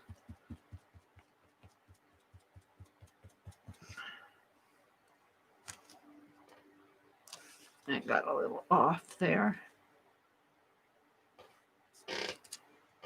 Doesn't matter because I'm not going to do any more there. Let's do them up in here.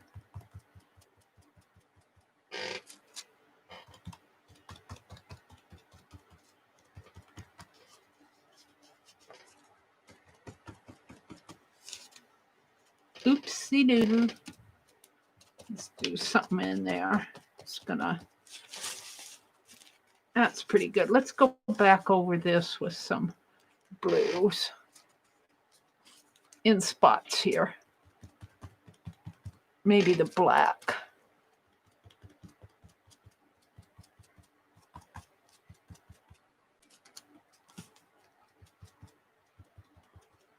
Make it show up a little better.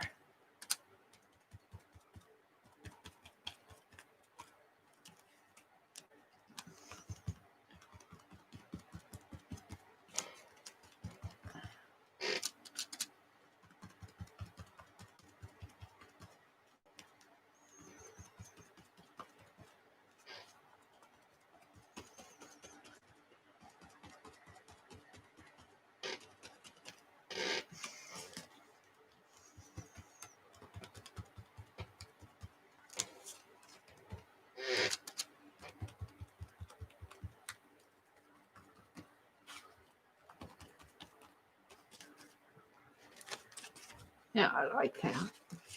We need some in here.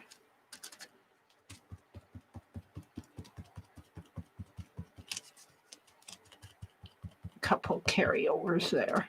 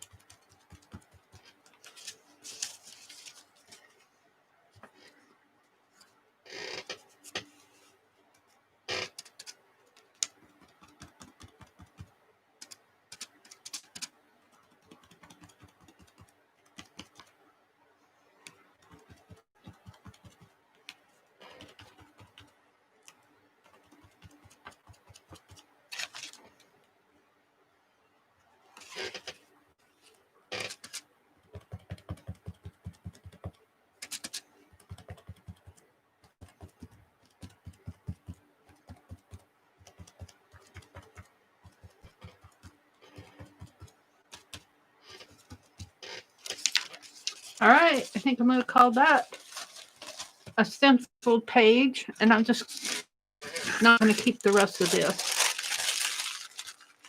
So let's look at chat, see what's going on out there in Phibbsville. What's going on in Phibbsville? Ooh, my phone is hot. It was underneath of something. That mean old woman will call the cops. We better go in. Debbie, if you have a light board, you can trace any pattern on it. Were you in another room? Lori says, I got the black screen about 15 minutes ago. Did I buffer? What happened? Or did it just go black and blink? That's happened to me. Debbie. Hi, Debbie. Cork.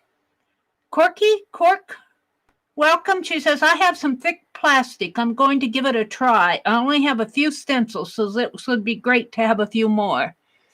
Yeah, use simple shapes if you haven't done a lot of cutting. Like these are teardrop shapes. And there were quite a few shapes on this. But, or if you're really into it, you could do all of them.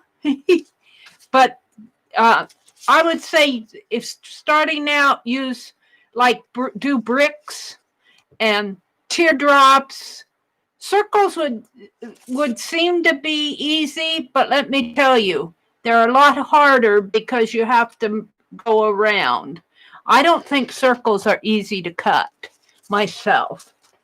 What else? Stars are easy because they're just straight lines that, diagonal stars are pretty easy.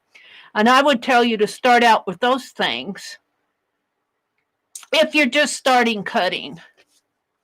Rhonda says, well, Lori, we've been here all along. Arlene says, they probably saw me look out the window. I wanted to know what to tell the police if I had to call. You can get plastic folders at the Dollar Tree. Any thick plastic will work, even plastic binder dividers. This was a plastic envelope, but be careful. Don't get a stiff plastic.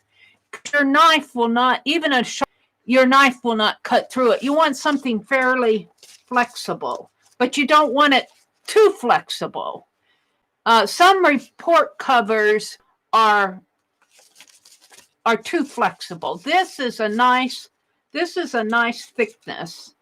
You just kind of have to, you'll learn as you go. That's about the way I can say it. But this was a plastic envelope, a pen plus gear envelope that I got at Walmart, and it had a snap. This was a folder envelope thing. Well, if you saw me cut it apart, it had a snap on it. It was an envelope about this size, and it had the lid snapped down. But I would warn you not to get too thick a plastic or too thin a plastic. You want something kind of a nice medium weight. Arlene says she told what they are when she got them the last time, but it's been a while and I can't remember them. Yeah, this was, I don't know. I took all my stuff out in the dining room. I cut. It was a plastic envelope that looked like this, and it snapped down. And it's pen plus gear. You can get them it snapped. It was an envelope that looked something like that. And it had a flap that snapped onto this. But I can tell you, you go to Goodwill or even go to any office supply store. Well, you have to kind of be careful with office supply stores because they package that stuff. They package it and you don't know what you're getting until you get it home and open it up. This, I knew what I was getting because it was an envelope and I could pick it up. And I as an envelope, I got two sides to the envelope and the flap. So I would have gotten two stencils, big stencils like that, and maybe a little stencil out of the flap. for $1.15, I think it cost me. So about 50 cents a stencil if you cut them yourself. And that's not a bad price. Not a bad price. I could go for that. I miss Meri's stories. We haven't heard one in a long time. A Phibbsville story? Well, this may be a good time to tell you about our October Friday night hop is coming up October the 9th. And we're still picking, I'm going to leave this out. We're still choosing what each one of us are going to do. There's just a few more people that need to make a choice, and then I'll publish the schedule. But I can tell you the date is October the 9th, and it will start a little before 6 like it did last week. Where's my page here? What did I do with my page? Well, we'll get this one out. We'll get this out. We did this. We cut a stencil. Honestly, we did this. But the theme is going to be Oktoberfest. OKTOBERFEST. And I think that was actually Lizzie Brewer's suggestion, which give a lot of credit to Lizzie for that. I'm looking for my other page. Well, what I did with it. Well, let's get the dictionary out. We did the dictionary page in here someplace. Honestly, why did I even shut it up for? And I was thinking that I would tell a Phibbsville story. A Phibbsville Oktoberfest story. So you might get a story on October 9th. Well, I can't find my page here. I stenciled it in to my dictionary, and now I can't find it. You'd think, there it is. So we did this. We did the little sweater. But as soon as we get all of our projects worked out, what each one of us are going to do, we'll publish a schedule. So you'll see the times and the people participating and what they're going to do. But the theme will be Phibbsville Oktoberfest. Let me work. What did I do with my journal? I was just working in it. Honestly, Meri, what do you do with stuff? I thought I set it aside to dry.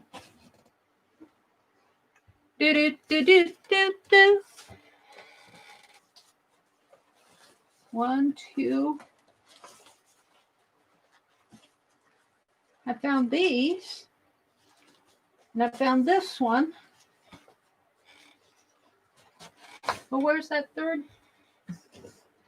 journals page here? Isn't that something, how I can lose things in 2 minutes? Here it is. We want to get this one out. So, well, actually, I don't want this. I want the sketch that I did tonight. There, I want her. Let's do it this way. See if I can't get everything in my thumbnail here. Let's zoom out a little.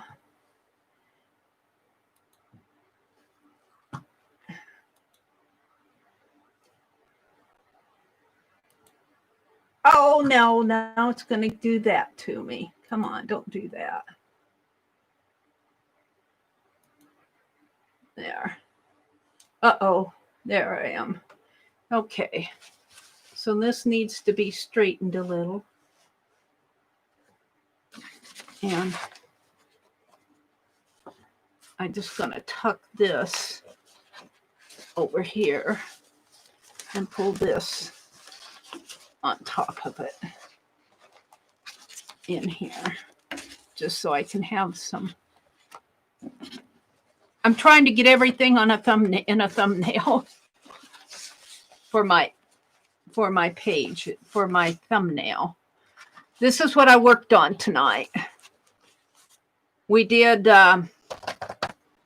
I have a list. I have a list.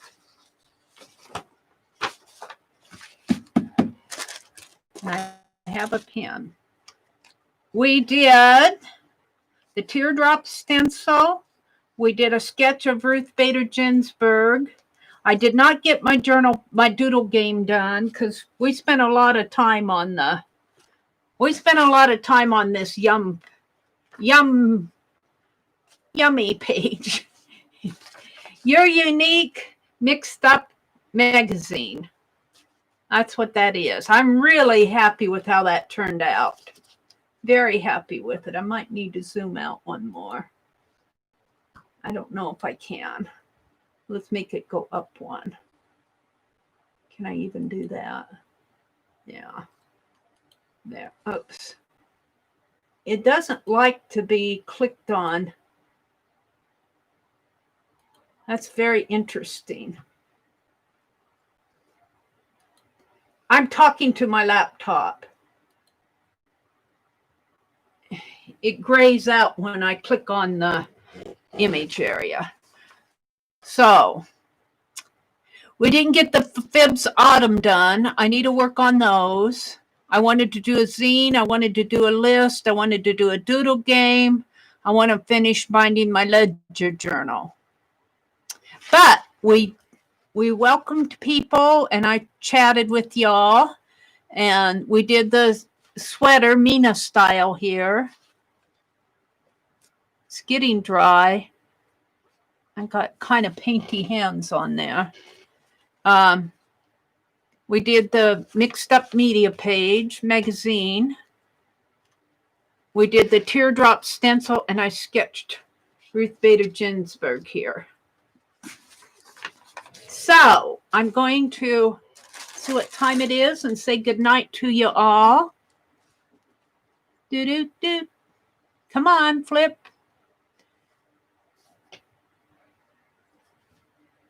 It's temperamental. In Phibbsville, it rains. It rains up in Phibbsville, Arlene says. They do look like balloons. What looks like skinny balloons? No, they're teardrops. They're not balloons. They're not balloons. I guess they could be balloons. But, you know, teardrops look kind of like balloons. These look like balloons here. I could see a little basket cones. You guys have an imagination. Rhonda says, good night, Meri. So Rhonda's ready to go to bed, and I am too. It's 5 after 12 here. Meri is lost and hasn't even moved. That's about it, Angie. I haven't moved. Flip the dictionary. You mean flip the pages in the dictionary? I'll do that another time, Arlene. I want to pull this all apart.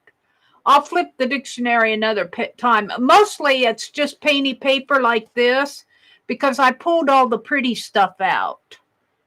So I'm stenciling stuff back in here now. Okay, I'm going to say goodnight to everybody. Have a great weekend. Don't forget, tomorrow at 1 p.m. on Rosemary Morris's channel, Shannon Green is going to be auctioning off some of her goodies. Bye. Have a great weekend.